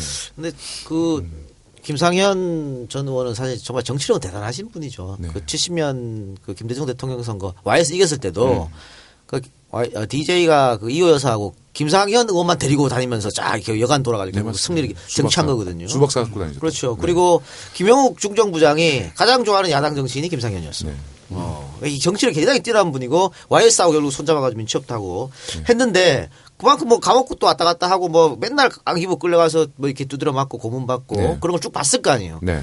아버지 그렇게 고생한 거 보면 나는 정치 하지 말아야겠다 생각이 들 것 같은데 그 정치기를 왜 들어오셨어요? 그러니까 3남 1녀 중에서 형이 둘이 있는데요. 저희 형은 아버지를 보면서 절대 정치하지 말아야겠다라고 자랐고, 저는 이제 형들이 정치를 회피하면서 괜히 분위기를 가족들이 이제 저희 어린 시절만 해도 아버지 이제 주로 집에서 정치를 다 하셨잖아요. 이제 손님들이 많이 오면 저희 아버지 보고 김상현 의원 누구 정치 시킬 거야? 그러면 형들은 다 안 한다 그러니까 형들이 우리 동생 막내 갈 거야. 이 분위기를 몰아갔어요. 네. 어렸을 때부터요? 네, 어렸을 때부터. 그래서 저도 왜 이렇게 됐는지 모르겠어요, 사실. 왜 이렇게 쓱 따라가버려요? 따라가다가 이제 제가 이제 중국과 좀 인연이 됐는데, 저는 이제 중국 좀 전문가 뭐 이런 거 좀 해보고 싶고 그랬는데, 좀 나이 먹어서 뭐 중국과 뭐 좀 외교 문제를 할 수 있는 것이 뭐 저는 이제 그때는 보니까 이제 국회의원이 되면 뭐 외교통상이 가서 나름대로 전문성 갖고 뭐 꿈은 뭐 중국 전문 국회의원이 돼서 뭐 한중 문제뿐만 아니라 통일 대한민국에 좀 앞당길 수 있는 좀 제 역할이 있다. 이렇게 저는 혼자 상상하면서 지금 살고 있습니다. 네. 제가 집에 온 공보물 서대문 오니까 공보물이 오지 않습니까? 네네. 다른 거 다 안 봤어. 안 보고 이제 김용호 보고만 딱 봤는데 아버지가 자식의 나이를 모르더라고. 네. 뭐 한 20살 넘었는데 17살이냐 물어보고 그랬다 그래요. 전혀 가정적이지 않은. 정말 좀 심하셨죠. 본인은 어때요? 네? 본인은 지금? 저는 이제 47에 첫애를 낳아가지고요. 지금 아이랑 지금 소통이 안 되고 있어요. 4살이에요, 지금. 소통이 안 되시는군요. 아니, 그래도 뭐, 그 아내분하고 일단 문제라든가. 그러니까. 가정적이려고 노력하십니까? 어때요? 아버지 피를 받아서 저도 집에서는 잘 이야기를 잘 안 해요. 안 하는데 아이를 낳고 나서 제가 이제 장재식 장관이라고 저희 서대문 1구의 전 국회의원이고 전 위원장이신데 그 아들이 아주 유명한 또 캠브리지 대학교의 장하준 교수잖아요. 정말 그 장재식 장관이 저를 굉장히 아들같이 이뻐해요. 근데 이분을 보면서 또 이분이 예전에 뭐 국세청에도 계시고 뭐 은행장도 하셨는데 굉장히 검소하신 분이거든요. 근데 어떻게 저렇게 세계적인 석학을 키웠나 정말 봤는데 두 가지가 있더라고요. 자상함과 사랑. 저희 아버지랑 전혀 다른 분이에요. 지금도 저 만나면요. 협의회장 바꿔라. 예? 뭐 누구 왜 안 만나느냐. 뭐 절에 가서 스님 빨리 만나라. 저희 아버지는 정말 저랑 정치 얘기 한마디도 안 했어요. 그러세요? 아니, 정말 한마디도 안 했어요. 너무 섭섭해요. 너무 섭섭해요. 근데 아버지는 저에 대해서 정치 얘기를 딱 2번 해봤습니다. 딱 2번. 처음에 저 국회의원 나온다 그랬더니 돈이 있냐? 열린우리당 창당될 때 신당과 새천년 민주당 제가 고민할 때 네가 알아서 해라. 그 두 개 말고는 저랑 한 번도 정치 얘기를 해본 적이 없어요. 그럼 그 유세할 때는 아버지 한 번도 안 나오셨어요? 17, 18 이렇게. 아니요. 그러니까 아버지가 정말 아버지한테 정말 죄송한 얘기인데 아버지가 이렇게 저를 걱정해서 오시잖아요. 그럼 제가 사실 피합니다. 네, 피하시고. 그러니까 누가 그러더라고. 지난번도 아버지가 좀 돌아다녀 주시고 하면 625표는 극복할 수 있잖아요. 근데 제가 거기에 대해서 너무 좀 그 아버지 정치 또 젊은 층들이 볼 때 요새 금수저 막 이런 얘기 하잖아요. 근데 이런 게 정말 저는 너무 좀 싫은 거예요. 배가 네. 덜 고팠어요. 네, 배가 덜 고팠죠. 네, 근데 요즘에 이제 아버지한테 부탁을 했지. 그래서 노인정만 좀 돌아다녀 주시죠. 625표를 극복하기 위해서. 아니 네. 진짜 김상현 의원이 서대문에서는 진짜 황제였거든. 선거에 지질 않았어요. 서대문에서는. 그렇지. 관악을의 이해찬. 저는 그 딱 기억에 남는 게 옛날에 코리아나 호텔에 그 제가 그 95년 때 한 6개월 동안 서울시청 근무한 적이 있었는데 늘 거기 오십니다. 아니 코리아나가 아니라 코리아나 맞아요. 코리아나. 프라자 호텔. 코리아나예요. 아버지는 지금도 코리아나 다니시죠. 네. 근데 이 사람을 만나는 거 보면요. 거의 10분에 한 명씩 움직이는 거예요. 커피숍에서. 네. 그러니까 뭐냐면은 하루의 일정표가 정말 빡빡해요. 커피숍 메뚜기네. 네, 그리고 그 많은 사람들을 만나면서 이제 정치를 하시는데 그때 저는 참 대단하신 분이다. 이 사람이 그렇게 많은 사람들을 만나기 쉽지 않거든요. 그런 정치적 DNA를 좀 물려받으실 것 같은데. 그러니까 사람 좋아하는 거는 뭐 아버지랑 비슷하죠. 사람 좋아하고 뭐 이야기하는 거 좋아하고 이런 거는 굉장히 비슷한데요. 네. DJ하고는 어떻습니까? 그래도 DJ가 귀여워했을 것 같아요. 이게 초등학생이나 이렇게 조그만 했을 때. 저를 너무 이뻐했죠. DJ 선생님은 이제 아버지가 구속되고 이제 DJ 선생님 밖에 계실 때 그때는 정말 고깃국 먹기 어려울 때잖아요. 네. 근데 제가 6살 때 그 당시 원내 총무셨는데 저를 그냥 독대. 영어. 독대. 네, 독대. 6살 때. 그래서 그 당시 신촌 형제갈비라고 있었어요. 그래서 저를 갈비를 사주셨는데 갈비 6대를 먹었습니다. 제가 혼자.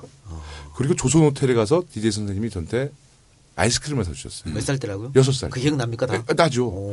그러고 이제 DJ 선생님이 아마 약속 다 취소하고 저랑 한낮을 같이 있었는데 그러고 나서 제가 이제 중국에 있는데 DJ 선생님이 대통령 되기 직전에 베이징을 방문하셨어요. 그래서 제가 유학생 데리고 꽃다발 들고 막 환영을 했습니다. 그때 뭐 당 지도부 다 왔어요. 그래서 조다라고 있잖아요. 중국에. 예, 국빈관. 거기를 처음 이제 DJ 선생님이 따라갔어요.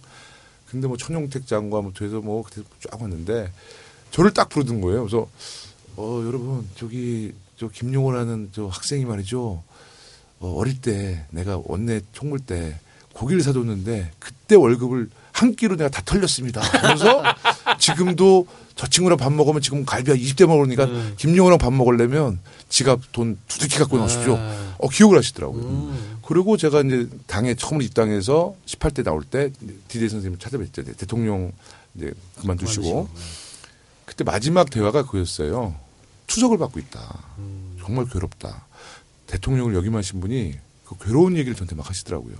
처음에는 이제 갈비 얘기 또 하셨어요. 지금도 갈비 많이 먹냐? 그리고 네가 어렸을 때부터 크게 될 줄 알았다. 이런 얘기 하시다가 마지막에 추적을 받는데 너무 고통스럽다고. 꼭 친아들처럼.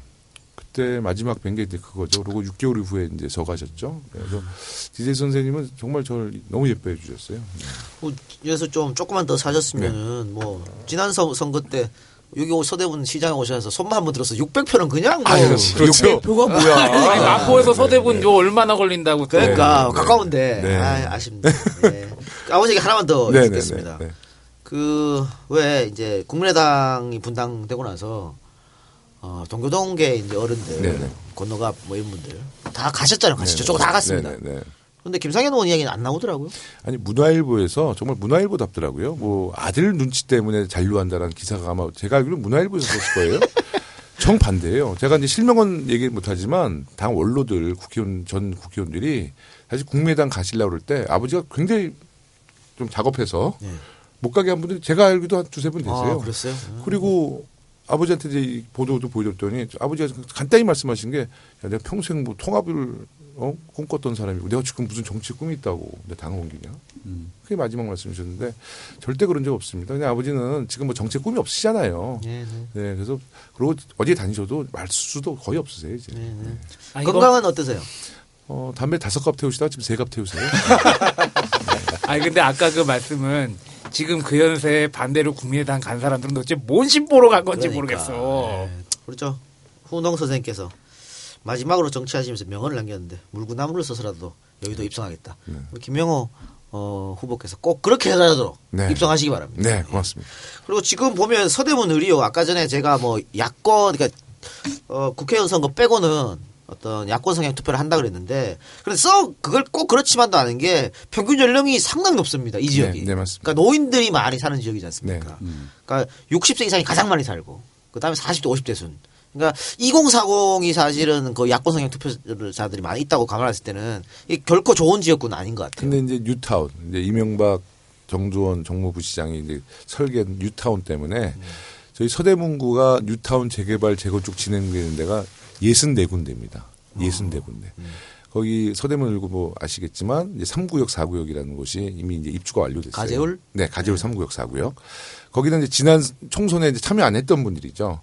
네. 근데 거기가 젊은 사람들이에요. 그렇네요. 네, 아주 젊어요. 이번에 막 들어오시는 분들. 네. 그래서 지금 그분들 때문에 우리 애가 지금 어린이집을 못 가요. 저도 못 가요. 순번이 뭐 300몇 번이야. 계속 맞벌이가 아니면 국공립은 보낼 수가 네, 없어요. 그러니까. 400명이 대기죠. 저희도 네. 임신할 때 우리 처음 임신했을 때 신청했는데 지금도 400명. 그러니까. 네. 그러니까 그 보육 문제 제가 해결하겠습니다. 그렇습니다. 감사합니다. 한 표 찍어주셨죠, 저? 아직 안 찍었어요. 아직까지는 제가 잘해야 할 거예요. 그러면 4월 13일 제일 5시 한 50분에 찍었어요. 그래서 이제 그쪽에 새로운 분들이 네네. 이제 젊은 분들이 유입되시면 네네. 그분들 표를 조금 기대하는.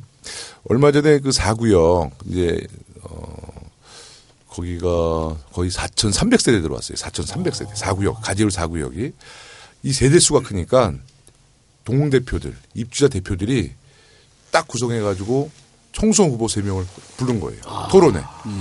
그 토론회 TV 토론회보다 훨씬 좋았어요. 정두원, 홍성덕, 저 셋에서 제가 거기서 사실 뭐 압도했죠. 정말 압도했죠. 네. 그런데 이런 젊은 분들이 들어오신 거는 뭐 김 후보한테 도움이 될 것 같기도 합니다만 네네네. 그분들이 그래서 조금 자산이 있는 분들이시거든요. 아파트라도 한 채 좀 있고 또 부동산이 뛰길 바라고 그러면은 또 새누리당 쪽이 기울지 않을까 이런 걱정도 됩니다. 주로 이제 전세가 많으시죠. 전세가 많습니까? 네. 이제 거기 뭐 전세도 많으시고요. 저는 전세가 아니라서. 일장일단인 것 같아요. 그러니까 새로 유입된 분은 김용호라는 사람을 모르죠. 지난 총선에 참여를 안 했기 때문에 인지도 높은 정두원 의원. 하지만 또 젊은 분들이 이제 뭐 진보나 또 개혁성이 있기 때문에 지금 이제 가재울 4구역은 제가 뭐 정책적으로나 또 굉장히 제 비전을 계속 제시하면서 굉장히 호응을 받고 있습니다. 네. 네, 굉장히 죄송스러운 말씀입니다만 네. 당에서 별 지원이 없는 것 같아요. 어떻게 생각하세요? 19대 총선의 낙선의 가장 큰 이유가 당에서 구도를 못 만들어준 거예요. 자체 여론조사는 제가 박빙이었거든요. 실제로 박빙이 결과 나왔는데 계속 열세 지역으로 발표하는 거예요. 저를. 당에서? 네. 그리고 정두원 후보는 계속 우세 지역으로 발표하는 거예요. 그러다 보니까 결과가 총선 결과가 우리 서대문 갑구, 우상호, 이성원 이쪽은 벌써 그 당시 4번째 리터 매치였거든요. 투표율이 저희보다 2% 이상 높습니다. 이번에 구도가 좀 나왔어요. 이번에는 구도가 좀 나왔는데도 지금도 좀 이 유선전화 제가 자꾸 좀 뒤떨어지는 걸로 나오니까 그렇게 되면 젊은 층이 찍어줘도 안 된다면 안 찍어주잖아요. 이번에 정말 우리 젊은 층들이 사전투표 그리고 본선에서 정말 투표해주면요. 정도는 100% 아웃시킵니다. 그래서 지금 네. 고무적인 거는 이번에는 젊은 층들이 투표를 좀 적극적으로 하겠다라는 해줘야 됩니다. 여론이 나오고 있죠. 네, 정치를 욕할 것이 아니라 투표로 욕해 주세요. 투표로. 네. 하나만 더 죽겠습니다. 여기도 이제 유학파야. 네. 아까 여기는 이제 정태 후보는 미국, 네, 네. 여기는 중국, 네. 북경대 입학했는데 네. 저는 깜짝 놀라서 한국인 최초가 맞습니까? 네, 맞습니다. 그 전에 그럼 없었어요? 그러니까 제가 수교 하고 나서 바로 제가 입학했으니까. 네. 그러면 수교하고 나서 그때만 해도 공산국가 이미지 남고 그래서 굉장했죠. 어려웠을 텐데 네. 중국을 선택한 이유가 뭡니까? 그 많은 나라 중에. 그러니까 사실 제가 꿈이 중국에 대한 뭐 옛날 삼국지 보고 뭐 이런 거 보고 그 당시 뭐 또 한류라는 거보다 홍콩 뭐 주윤발 왕조 청소년기 뭐 그런 느끼고 그렇죠. 뭐 땅년칭이라고 영웅모세 주제고 뭐 한국말을 적어서 부를 때 아니에요. 그래서 뭐 그렇게 그냥 중국에 대해서 굉장히 어릴 때부터 관심이 많았어요. 많았다가 중국을 갔는데 딱 도착했는데 우리가 봤던 그 북한의 도로에 그 뭐 하얀색 옷 입은 여자 경찰이 텅텅 빈 큰 대로에서 이렇게 뭐 교통 정리하고 뭐 이런 모습 보면서 굉장히 좀 충격 받았죠. 그리고 이제 사회 체제가 완전히 다르고 정치 체제가 다르니까 북경대 입학해서도 북경대 학생들과 굉장히 논쟁했어요. 네. 굉장히 뭐 토론 많이 하고 그랬는데 본인이 스스로 중국 통이라고 얘기지 않습니까? 네. 지금 박 대통령도 자기가 스스로 중국 통이라고 여기는 것 같아요. 박 대통령 그분은 이제 빌통자를 써요. 아니, 박 대통령이요. 제가 조금 이제 중국말을 하는데 이렇게 쭉 언론 보도에 나온 중국어를 보면 중국 사람과 5분에서 7분 정도도 채 대화 못할 거예요. 아 정말로 제 느낌은 그렇습니다. 그러니까 중국어 한 중 수준이 한 중급 정도 수준이 되는데 칭화대학교 연설을 했잖아요. 그건 정말 잘했어요. 그건 제가 볼 때는 완전 스타디에서 발음 딱 해가지고 그건 제가 깜짝 놀랐어요. 네, 그건 정말 잘했는데 중국어 수준이 그렇게 높지는 않습니다. 우리 대통령은 슬프게도 몇 개국어를 하고 계시긴 하지만 네. 전부 다 피가 없죠. 1분 미리 보기 수준이죠. 네. 중국에 대한 이해는 어떻다고 봐요, 우리 박 대통령이? 중국에 대한 이해라든가 외교, 중국과의 하고 있는 외교. 저는 좀 문제 있다 보죠. 그러니까 제가 당의 중국위원장을 한번 맡았었거든요. 그때 이명박 정부인데요. 그냥 중국이 이제 언론을 굉장히 통제하잖아요. 근데 택시를 타도 이명박 정부 그러면 친미 정권 딱 그래요. 그러니까 굉장히 이명박 정부에 대해서 불신을 갖고 있고 노무현 대통령 저거 했을 때 CCTV에서 생중계로 해줬어요. 네, 장례 일정을 CCTV에서 제가 중국 사람들한테 이거 굉장히 이례적인 거 아니냐 했더니 이제 좀 귓속말로 이거는 이명박 정부에 대한 반감을 우리가 표시하는 거다. 그래서 이제 박근혜 정부가 취임했는데 인기가 굉장히 좋았어요. 처음에. 왜냐? 첫째는 여성 대통령이야.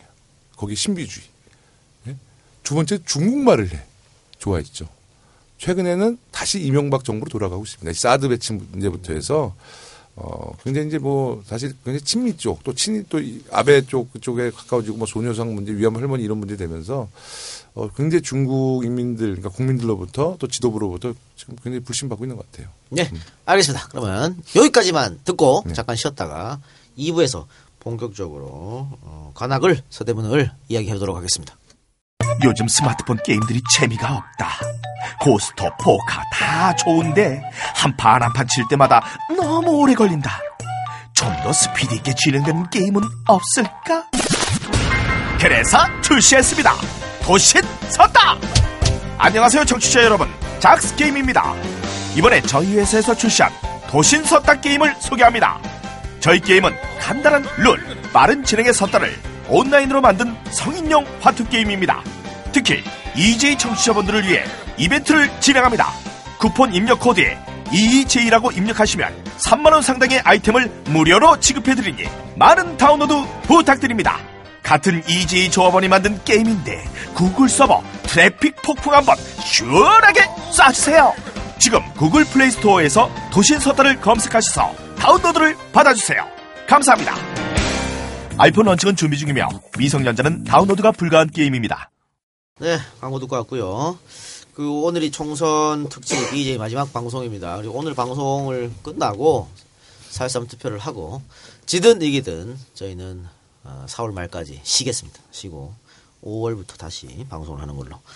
그동안 진짜 못 빠지게 달렸으니까 좀 쉬어도 되지 않아요? 네, 그렇죠. 쉬도록 하겠습니다. 그럼 마지막에 나오신 이 두 분이 당선이 되면 유종의 미를 걸어야지. 정말 아름답겠다. 그렇습니다. 지금 세 명이 몸 상태가 안 좋은 게 이 작가 요새 기침 소리가 달라지고 나 요새 아래 틀어 막으면서 방송하고 있어. 나는 헛거 보고. 예, 그리고 마지막 방송인데 제가 약속을 해드렸는데 도저히 시간과 스케줄이 안 맞아서 초청을 못한 분들 좀 계십니다. 포천의 김창균 후보, 광주의 양양자 후보, 김해의 김경수 후보, 부산 연제의 김혜영 후보, 부산 동래의 김우령 후보, 부산 금정의 박종훈 후보, 남양주 병의 최민희 후보, 남양주 을의 김한정 후보. 굉장히 죄송하다는 말씀드리고 방금 호명한 이분들 지역구에 사시는 분들은 꼭 좀 투표를 또 직접 하시고 또 여력이 된다면은 옆에 분들 손잡고 데리고 가서 찍을 수 있도록 부탁드리겠습니다. 그리고 오늘 함께하지 못한 광진갑의 전혜숙 후보도 많은 응원 부탁드리겠습니다. 네, 많은 응원 부탁드리겠습니다. 이 작가 면 좀 살려주세요. 네. 자, 그리고 선거를 하려면 총알이 필요한데 두 분 후보 계좌 까시기 바랍니다. 이게 저희가요, 두 분 오셨을 때 이 두 분은 부탁도 안 하셨고, 그리고 이 두 분이 돈이 좀 많으신가? 그리고 한 분은 유력 정치인의 아들이고, 한 분도 어쨌든 자기 능력이 있으신 것 같고. 아까 잠깐 중간에 얘기했는데 이 두 분 살려야 됩니다. 이 두 분 큰일 났어요. 자, 우리 관악부터 얘기 좀 해주시죠. 예.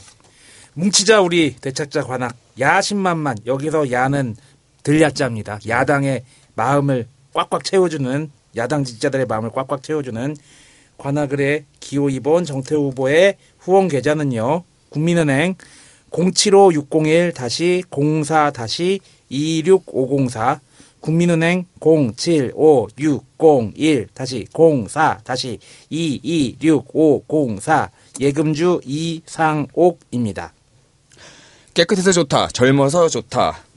서대문 을 기호 2번 김영호 후보입니다. 참고로 더불어민주당 정의당 단일 후보입니다. 여기도 마찬가지입니다. 국민은행 438901-01-333167 다시 한번 불러드리겠습니다. 국민은행 438901-01-333167 예금주명은 김영호로 되어 있습니다. 이게 왜 하게 됐냐면 아까 중간에 방송 쉬고 있을 때 물어봤거든요. 전국구 나갔었는데 재밌었어요. 막 이런 얘기 하시다가 전국구 나갔다가 35,000원 들어왔다길래 난 처음에 옆에 있는데 3억 5천원 들은 거야. 그래서 야 봉주형이 우리 쫓아온다. 야. 그러지 마라.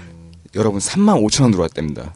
EJ 팬분들 EJ 면 좀 살려주시기 바랍니다. 전국구보다 10배 이상 들어가야 돼. 정말 좋은 방송입니다. 근데 사실 이 두 분 계좌번호 깔 계획이 없었는데 왜 까게 됐냐면요. 쉬고 있는데 갑자기 부산에서 오창석 후보가 참 불쌍한 사람들 많다. 어디지역구죠? 사을인가? 사을. 네. 상대 후보 누구죠? 조경태. 조모 후보 이름도 말하지 마. 네. 듣기도 싫어가지고. 네. 그분 하고 이제 싸우고 있는 우리 오창석 후보가 전화가 와서 SOS를 요청했습니다. 형님 너무 힘듭니다. 그 아버지 퇴직금 가지고 지금 열심히 하고 있어요. 야, 이 뭐야? 야 후보 욕해도 되냐? 그러게 씨발 우리가 도와준다니까 왜 말을 안 들어가지고. 내 말 안 들으면 다 이렇게 돼. 내가 여러 가지 소스를 줬는데 하나도 안 듣고 하다니. 야 지금 현직 후보를 욕을 하고 지랄이야 이 미친놈이. 그런데 어쨌든 도와달라 그러니까 도와줍시다. 오창석 후보를 왜 도와줘야 되냐면 지금 말입니다. 여러분들이 생각한 것 이상으로 오창석이 대단히 선전하고 있습니다. 나중에 결과를 보면 우리는 깜짝 놀랄 미라클이 일어날지도 몰라요. 김부겸 못지않다. 그럼요. 그러니까 기대되네. 여러분들이 조금만 노력하. 국회 이동경기 하나 만듭시다. 김비는 실패했고 오창석은 만듭시다. 예, 그래서 후원 계좌. 오창석이 도와달라 그래서 갑자기 이 두 분 계좌도 까게 됐어요. 갑자기 생각이 나가지고. 예, 오창석 후원 계좌입니다. 농협 356-1124-4996-93 356-1124-4996-93 농협 최선호 이쪽으로 후원 많이 해주시기 바랍니다. 정태호 후보하고 김용 후보한테도 후원 많이 해주시기 바랍니다. 35,000원 들어왔다잖아요. 3억 5천원 들어왔다니까 나는. 그러니까. 아니 근데 뭐 어쨌든 뭐 이 두 분은 오창석까지 무난하게 15% 이상은 얻을 테니까 뭐. 사실 이 시간이 안 맞아가지고 참 고민을 많이 했는데, 근데 아는 선배님이 이번에 여기 출연했다가 네. 좀 거뒀다는 소식을 과감히 결단했습니다. 잘하셨습니다. 시간이 근데 얼마 안 남아서 글쎄 과연 그처럼 모일까 모르겠습니다. 네, 그러면 이제 본격적으로 지역 이야기를 한번 해보도록 하겠습니다. 사실은 그동안 관악 을구 같은 경우에는 공약이라든가 이런 것보다 구도 또 워낙 이 야권의 텃밭이었기 때문에 후보만 웬만하면은 거의 당선되는 뭐 그런 거였지 않습니까? 그래서 관악 쪽에서 나오는 후보들은 좀 큰 아젠다를 많이 제시하는 분들이 많았어요. 그렇죠. 관악 대장이라고 불렸던 그런 동네인데 어쨌든 이번에 뺏겼으니까 찾아와야 됩니다. 찾아오려면은 마음이 돌아섰던, 그러니까 저번에 뭐 정동영 찍고 이번에 여론조사할 때 3번 좀 가는 그런 분들의 마음을 다시 데리고 와야 될 거 아닙니까? 또 1번으로 가신 분들도 계실 테니까 그분들도 돌려서 예전의 영광을 좀 찾아야 될 것 같은데 가장 해결해야 할 지역 현안이랄까요? 아니면은 정 후보님께서 핵심적으로 삼고 있는 공약이랄까요? 뭐가 있겠습니까? 저는 사실은 크게 부각은 안 되는데 교육 문제라고 보고 있어요. 제가 우리 지역의 젊은 부부들 만나면은 초등학교 졸업할 때쯤 되면 다들 고민을 해요. 관악구에 살 거냐 말 거냐 가지고. 떠나죠. 네, 실제로 그게 남곡 같은 데 가면 아파트 한 단지가 인구 구조가 딱 2단계로 나눠져요. 그러니까 초등학교 아이를 둔 그 부모 세대가 있고 중고등학교 부모 세대는 빠져 있고 어르신 세대들이 이렇게 돼 있는 데가 있어요. 그러니까 이게 얘기를 들어보니까는 여기서 아이를 키웠을 때 좋은 대학교를 갈 수 있을 건가에 대한 불안감들이 있는 거죠.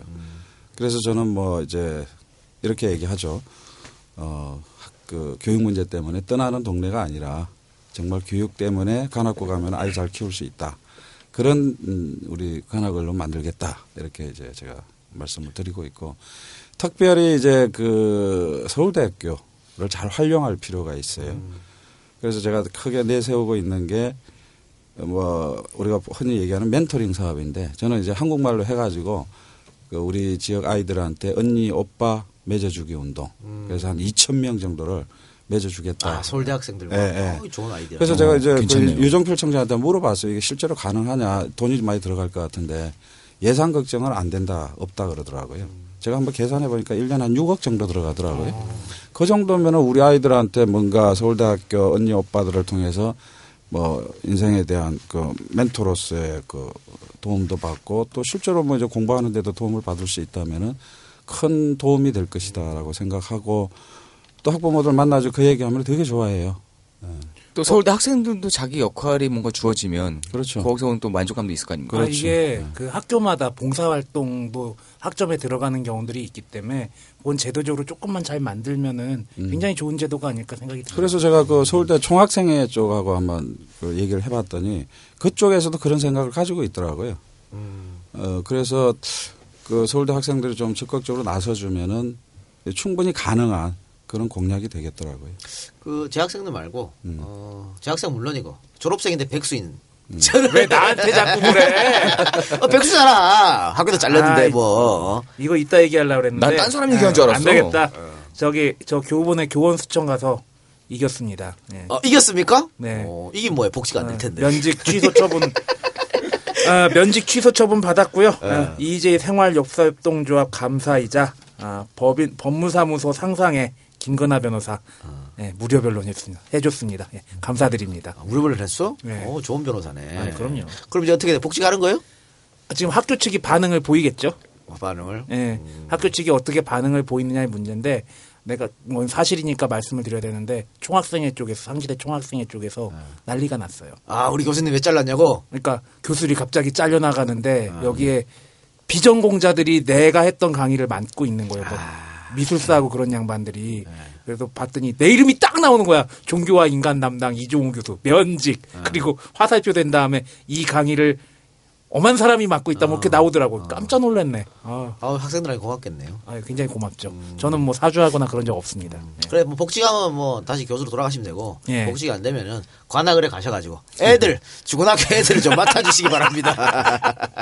독서실 자리 알아봤대. 나 독서실 총무 자리 알아봤다니까. 근데 참 좋은 아이디어 같은데 이건 뭐 서울시장도 민주당이고 관악구청장도 민주당이니까 뭐 연락하면은 도움 연계 받으면 충분히 가능할 것 같습니다. 그렇죠.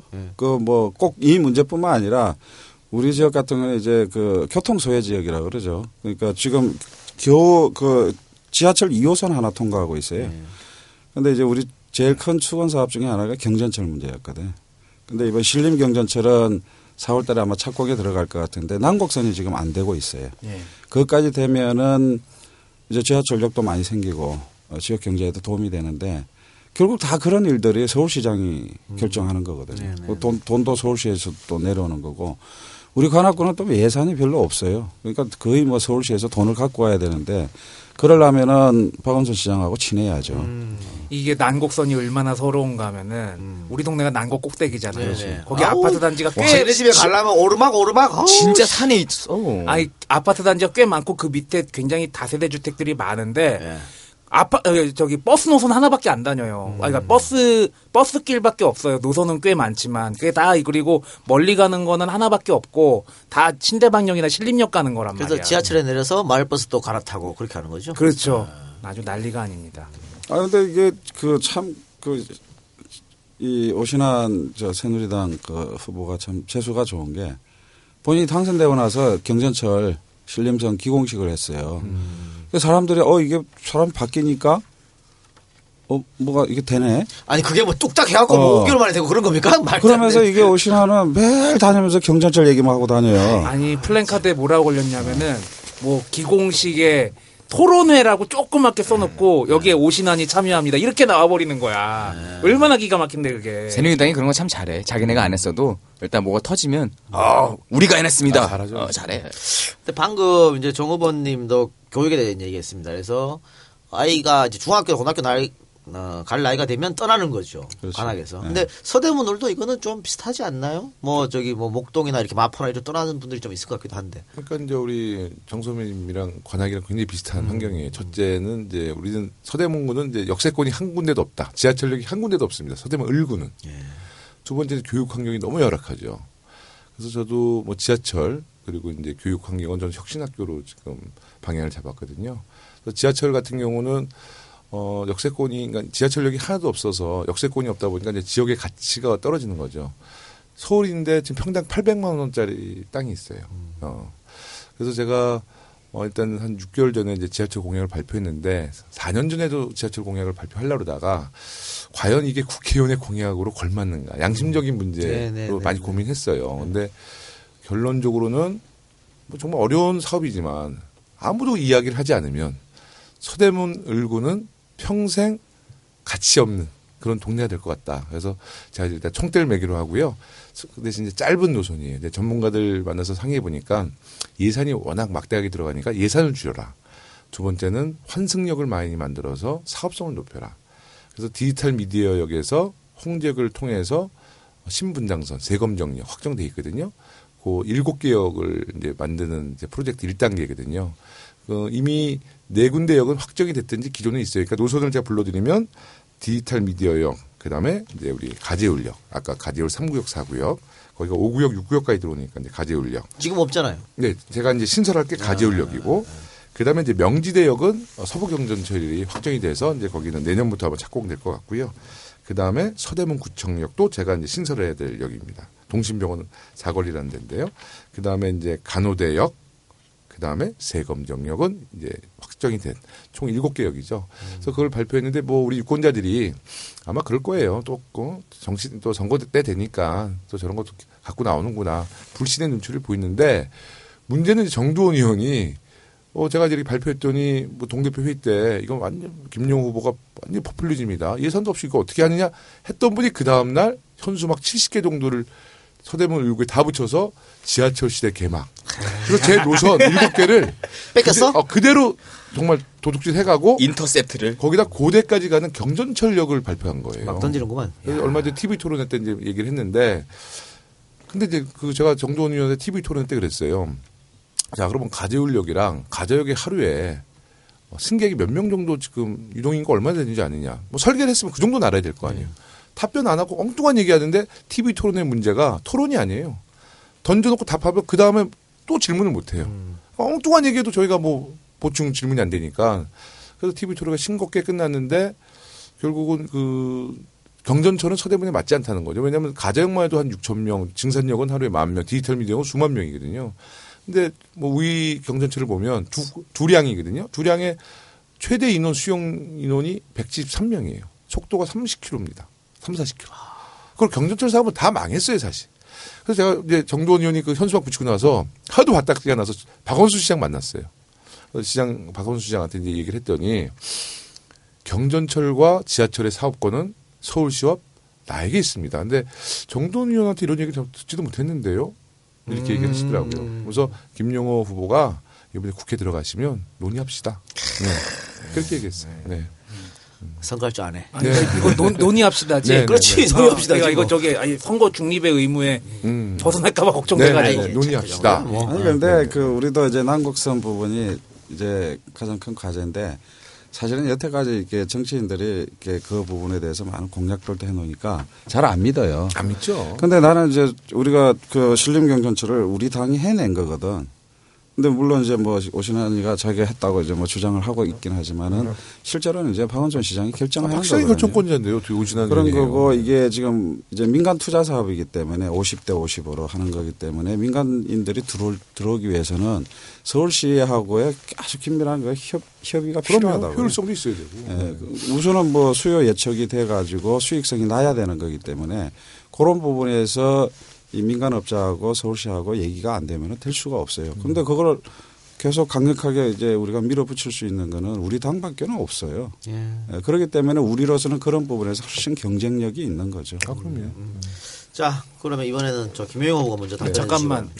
말씀하시기 전에 좀 이건 중요한 얘기를 여쭤보려고 그러는데 결국엔 그 동네에서 또 중요한 것 중에 하나가 사시존치 문제 아닙니까? 그렇죠. 이게 왜 그러냐면은 이제 로스쿨 때문에 로스쿨 대부분의 학원들이 지금 강남 쪽으로 이동을 하고 있어가지고 그쪽 고시촌 쪽에 사람이 빠지는 건 둘째치고 그로 인해서 상가라든지 모든 것들이 좀 불황에 빠질 염려가 있기 때문에 그쪽이 굉장히 민감한 사항인데 여기에 대해서 뭐 한 말씀 해주시죠. 그럼 그 동네는 사실을 존치하기를 원하는 거지.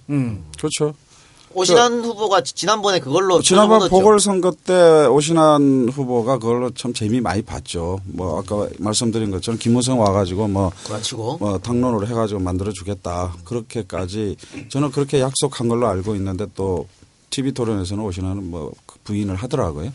여하튼간에 그때 이제 그걸로 오신환이 좀 재미 봤는데 지금 가만히 보니까는 이 지금 국회에서 이게 논의가 잘 안 돼요. 잘 안 되고. 그리고 이제 최근 그때 이제 법무부에서 뭐 4년 유예, 그러니까 사시 폐지를 4년 유예하겠다 이렇게 발표를 했는데 로스쿨 쪽에서 이거 들고 일어나니까 또 그것도 최종 결정 사항은 아니다 또 이렇게 발을 뺐어요. 그러면서 요새 새누리당은 뭘 어떻게 하냐면은 법사위원장이 이상민 의원이 법사위원장이고 전해철 의원이 간사인데 우리 쪽. 이게 지금 야당에서 반대해가지고 안 된다. 이런 식으로 계속 공격을 해요. 공격을 하는데 내가 가만히 눈치를 보니까 이 사람들이 야당 핑계대고 발을 빼려고 하는 게 아닌가 그런 생각이 자꾸 드는 거예요. 근데 저는 이제 이 사실 전치를 제가 공약으로 이제 내걸었고 또 주민들하고 대화 과정 속에서 이건 반드시 이 지금 로스쿨 문제가 어느 정도 있기 때문에 이 투트랙으로 갈 수밖에 없는 상황이었기 때문에 추진해야 된다는 강력한 입장을 저는 가지고 있는데 이 가만히 생각해 보니까 내가 떨어져 버리면은 진짜 이게 사실 존치 이게 안 될 수가 있어요. 그러니까 왜냐하면 이미 지금 법률상으로는 이미 이번 2월 달에 1차 시험 끝나고 이제 더 이상 시험이 없습니다. 네. 그래서 이번 19대 국회에서 남은 기간 동안에 이걸 처리하지 않으면 이제 사실은 이제 존치하기 어려워지는 상황이 오는 거죠. 결국은 뭐냐면은 이상민과 전해철을 새누리당이 주장하는 것처럼 두 사람이 뭉치면은 이 두 사람을 설득할 수 있는 사람은 저밖에 없는 거예요. 결국 사시가 존치되기 위해서는 최소한 4년 유예가 되기 위해서는 제가 당선되지 않으면은 이건 물 건너 가버리는 거예요. 그럼 많이 공부하시기 바랍니다. 네. 예. 자, 그리고 지금 정태호 후보의 지역 핵심 공약, 교통과 교육 문제 하다가 이제 김용호 후보도 같이 얘기했는데 이거 말고 또 있어요? 그러면 서대문에? 근데 교육 문제는 아까 이야기한 것처럼 제가 이제 47에 아이를 낳고 이제 32개월 된 아이를 키우는데 저희 처는 그래도 잘 나가는 방송국에서 일했거든요. 그러다가 이제 아이를 낳고 보육 문제 때문에 직장을 이제 그만두고 이제 아이 전문 이제 아이만 키우고 있어요. 잘못된 것 같은데. 네. 아내분이 계속 직장 다니시고. 네. 제가 김 후보가 전담으로 아이를 맡아야 되지 않았어요? 야, 나 네 얘기 듣는 줄 알았어. 이제 만약에 이번에 이제 안 좋은 결과 나면 그렇게 되죠. 그래. 그래서 근데 그 정말 우리나라 보육 문제가 뭐냐면 이제 전업주부가 되고 그러다 보니까 결국은 어린이집도 못 보내요. 네. 이 맞벌이가 아니라서. 그렇죠. 그래서 제가 이제 우리 서대문구를 뭐 강남의 파라군이나 강남처럼 만들 수는 없죠. 뭐 벤츠 자동차 만들고 뭐 저 고층 빌딩 있는 그런 동네 못 만들어도 어린이의 천국, 어린이의 왕국을 만들어야겠다. 그래서 이제 뭐 몇 가지 아이디어가 있는데 대표적인 게 어린이 여성회관입니다. 어린이 여성회관. 그러니까 그 어린이 여성회관은 할머니, 할아버지, 엄마, 아빠, 아이들이 아이를 맡겨놓고 엄마, 아빠들 좀 쉬고. 그러니까 예를 들어서 지하는 뭐 아이스링크. 키자니아라고 혹시 아세요? 뭐 직업체험관이라고 요새 뭐. 근데 이제 키자니아라는 것을 도입하겠다는 게 아니라 키자니아 스타일의 뭐 직업체험관, 교통체험관, 키즈 카페, 어린이 전용 영화관, 어린이 도서관 뭐 이런 정말 어린이를 위한 회관, 여성을 위한 회관을 만들겠다는 게 바로 3구역, 가지고 3구역 거기 야생화단지라고 1000평짜리 있어요. 이 박원순 시장이 그것도 우리가 이제 부탁해서 120억 주고 땅을 매입했는데요. 그 근처로 이사 오세요. 네. 저는 20년 론에 묶여 있어가지고 못 떠납니다. 20년 동안 그냥 살아야 됩니다. 거기다가 제가 가자역 있잖아요. 그 제가 지난해 박근혜 대통령께서 시진핑과 정상회담 때 이 약속한 게 있어요. 한중 청년 지도자 포럼 100명씩 교환해서 교류를 하자. 거기 제가 선발이 됐어요. 네. 그래서 거기에 대표위원이 10명 있어요. 근데 그래서 지난 7월에 갔는데 중국 4박 5일 과정에 시진핑의 가장 큰 프로젝트인 1대1로 그러니까 실크로드를 부활시키겠다는 철도를 부활시키겠다는 야심찬 프로젝트거든요. 그 4박 5일을 들었어요. 정말 이게 이제 유럽으로 또 해상으로 인도를 통해서 유럽으로 가고 철도는 중앙아시아 통해서 유럽 가는 건데 얘기를 듣다 보니까 대륙의 시작은 한반도잖아요. 그래서 제가 이제 중국 지도부한테 얘기를 했죠. 아니 이거는 한반도에서 시작하면 좋겠다. 그랬더니 딱 중국 지도부가 북한이 철도 개방을 안 하니까 힘들다. 그래서 제가 이번에 국회의원이 되면 정말 이거는 북한을 설득하자. 그래서 북한이 개혁 개방 안 하고 하차하면 우리가 통행하고 통행료를 지불하는 건 어떻겠냐. 중국 지도부 좋다는 거예요. 너 꼭 국회의원 돼서 와라. 그거 되면은요. 사실 그게 예산 문제가 아니고요. 김정은이가 오케이 해주면 지금도 할 수 있어요. 국도로. 고속전철은 아니래도. 이미 철도는 다 있잖아요. 도라선에서 개성, 개성에서 평양, 평양에서 신의주, 신의주에서 단둥. 서울에서 단둥까지 530km입니다. 고속전철 깔면 통과만 하면 1시간 40분이면 가요. 거기에 종착역이 가재역이다. 가재역으로 이사 오세요.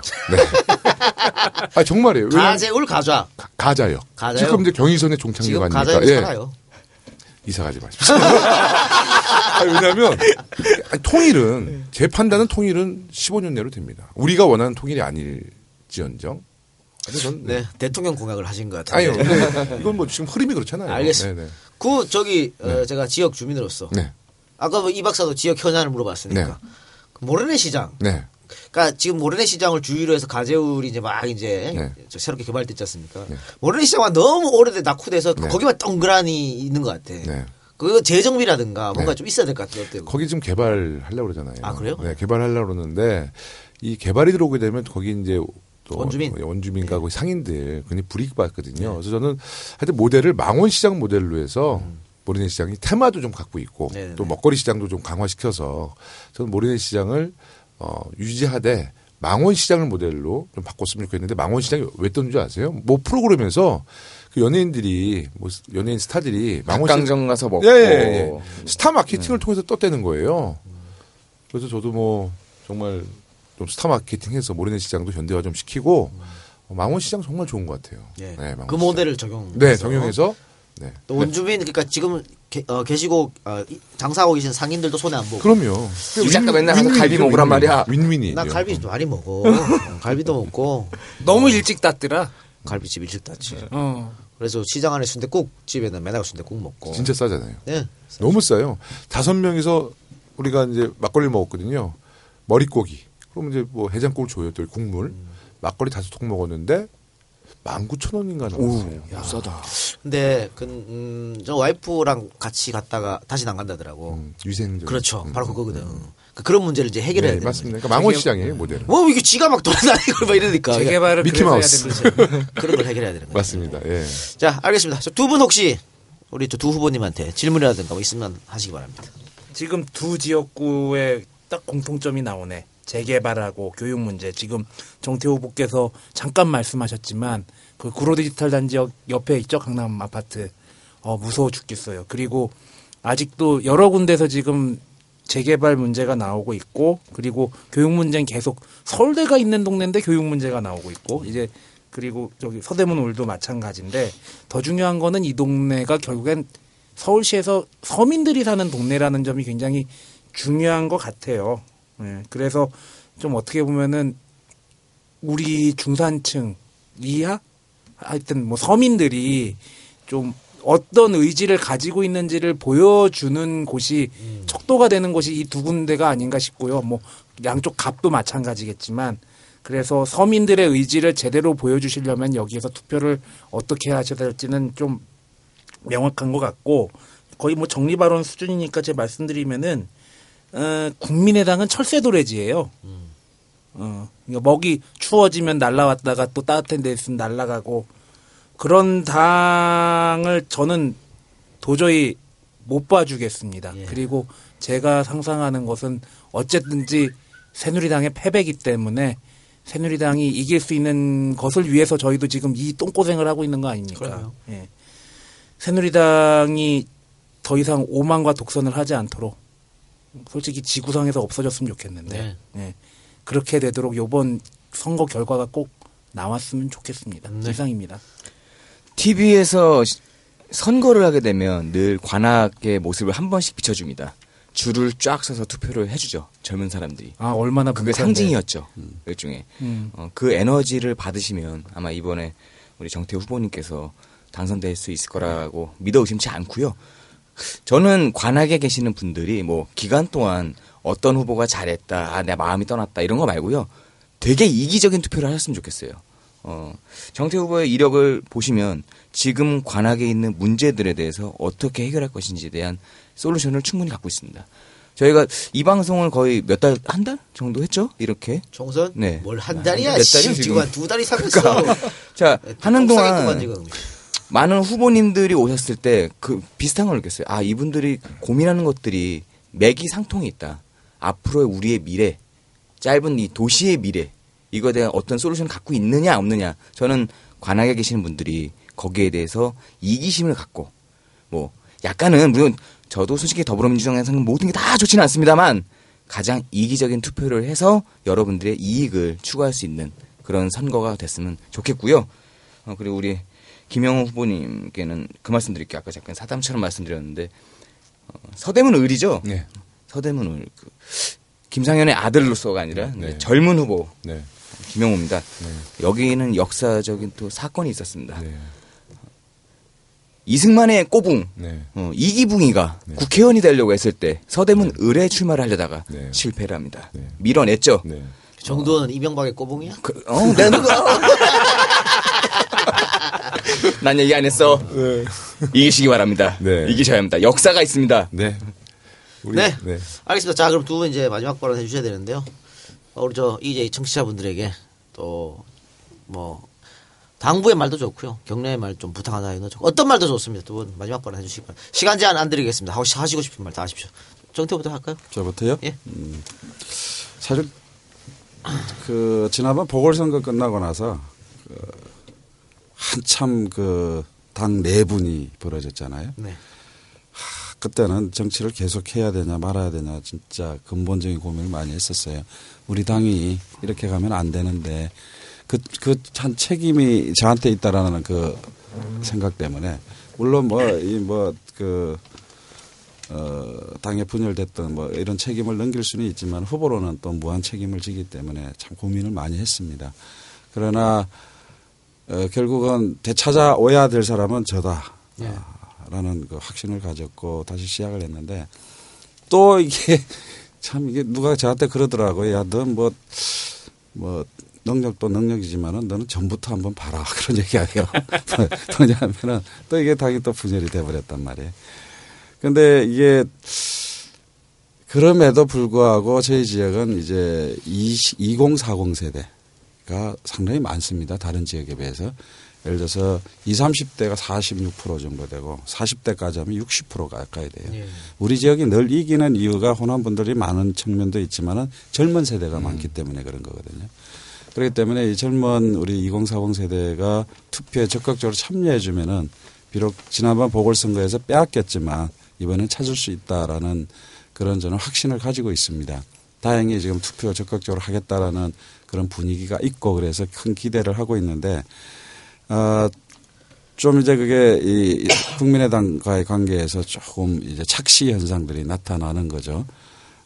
그래서 또 이제 상대 후보들도 그런 이제 작전도 쓰고 그러는데 그런 거 너무 개의치 말고 여하튼 2번으로 힘을 뭉쳐주면은 이길 수 있다라는 그 믿음을 가지고 이번에 투표에 적극적으로 좀 참여해 주십사 하는 부탁 말씀을 드리고 싶습니다. 네, 감사합니다. 김영호 후보. 네, 저는 지난해 위안부 할머니 굴욕적인 한일 외교 협상 그때 정말 충격적이었어요. 그때 저는 치열한 경선 중이었지만 제가 광화문 일본 대사관 앞 소녀상 지키는 아이들을 지켜보면서 제가 새벽 4시에 선거운동 끝나고 새벽 4시에 자는 모습을 한번 보고 왔습니다. 정말 마음이 찢어지게 아팠는데 제가 이틀 후에 실제로 제가 모든 침낭 싸갖고 와서요. 하루 자고 왔어요. 하루 잤는데 사람들 얘기가 제가 정치인 중에 최초로 잠을 잔 사람이라고 그러더라고요. 그때 자면서 아이들이 추위에 떨 줄 알고 있었는데 그 아이를 둘러싼 경찰 버스에서 나오는 24시간 공회전을 통해서 나오는 매연 때문에 아이들의 건강이 굉장히 괴로워진다는 것을 느꼈어요. 제가 거기서 정말 자다가 담배 한 보루 이상 피는 것보다 더 괴로워요. 그 정도 걸 느껴서 제가 그 다음날 그 서대문 종로경찰서 정보과장 만나서 버스에 나온 매연 그 배기가스관에다 호수를 달아서 좀 매연 처리도 하고 버스 좀 이동시켰거든요. 저는 그걸 보면서 박근혜 대통령이 여성 대통령이고 어머니와 같은 대통령이고 섬세한 대통령이라면 전 정말 아이들을 한번 찾아갈 줄 알았어요. 근데 한 번도 안 찾아가고 아이들을 길거리에 내몰고 정말 눈물을 흘리는 사람 눈물 닦아주지도 않고 아이들 외면하는 모습 보면서 역사의식이 없는 대통령을 가진 대한민국이 참 불행하구나. 정말 박근혜 정부 새누리당 심판해야겠다. 정말 저는 몇 번 떨어졌지만 절정입니다. 지금 제가 파이팅이. 그 다음으로 또 우리 정도원 의원, 정도원 후보 실제로 감옥을 갔다 오신 후에 우리 서대문구의 국회의원은 한 10개월 정도 공석이었습니다. 이번 총선은 일 안 한 국회의원과 일할 국회의원을 선택하는 날이라고 봅니다. 우리 국민들이 우리 유권자 여러분들께서 야권 분열 분명히 선거로 1대1 구도 만들어줄 거라 봅니다. 이번 선거에서 우리 더불어민주당 정태호 후보, 저 김용호 또 전국에 나오는 우리 더불어민주당 정말 지지해 주셔서 강한 야당 우리가 만들어 보겠습니다. 젊은 우리 국회의원 후보들이 강하고 또 국민들께서 동의해 주시면 거리에 강한 투사로 저희가 나서겠습니다. 한번 믿어주십시오. 오늘 이 자리 불러주셔서 정말 감사드리고 이 자리를 통해서 더욱 강해진다는 느낌을 받았습니다. 고맙습니다. 네. 여러분들도 사실 아시겠지만 사실 국민의당이 그냥 완전히 사라질 수도 있었습니다. 그러니까 더불어민주당이 완전 지지율 역전해가지고 압사시켜 주셨는데 비례대표 공천 파동을 일어나가지고 그때부터 다시 거꾸로 재역전 당했습니다. 5월 첫 방송은 이제는 말할 수 있다. 하여튼 뭐 그랬습니다만 그 지도부가 잘못한 거 어떻게 합니까? 민초의 힘으로 뒤집어야 됩니다. 여러분들이 다시 재역전하는 거. 뭐 스포츠 경기가 가장 재밌을 때가 역전 당하는 거 다시 한번 뒤집는 거 아니겠어요? 그래서 여러분들도 뭐 선거도 스포츠라고 여깁시다. 그래서 재밌게 투표하시고 결과를 기다려서 재밌게 한번 뒤집어보는 그런 기적을 한번 연출해 주셨으면 좋겠습니다. 여러분들 가서 EJ 그동안 역사방송 안 한다고 많이 또 질타도 주시고 그랬는데 저희가 지금 굉장히 시국도 어렵고 했기 때문에 이번 총선에서 지면은 더더욱 박근혜 정부 새누리당이 더 분탕질 칠 겁니다. 그렇기 때문에 굉장히 중요한 선거입니다. 그래서 우리가 한 2달 동안 비정상적으로 방송했다고 이해해 주시고요. 선거 끝나면은 5월 달부터 다시 예전의 어떤 역사 방송으로 돌아오겠습니다. 2달 동안 굉장히 여러분들 들어주신 거 감사하고 오늘 두 분 나오셔서 너무 고맙습니다. 너무 고맙습니다. 네. 고맙습니다. 투표 많이 합시다. 그래야 이깁니다.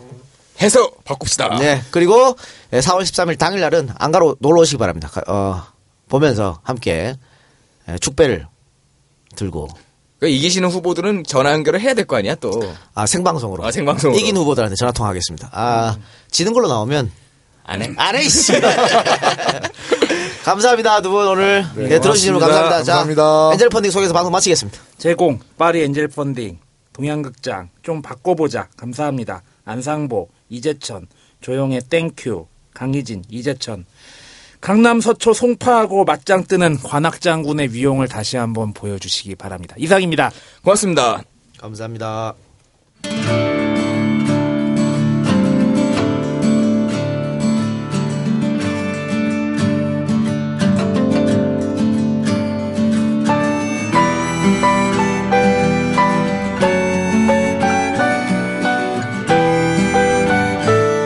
장막을 걷어라 나의 좁은 눈으로 이 세상을 더 보자 창문을 열어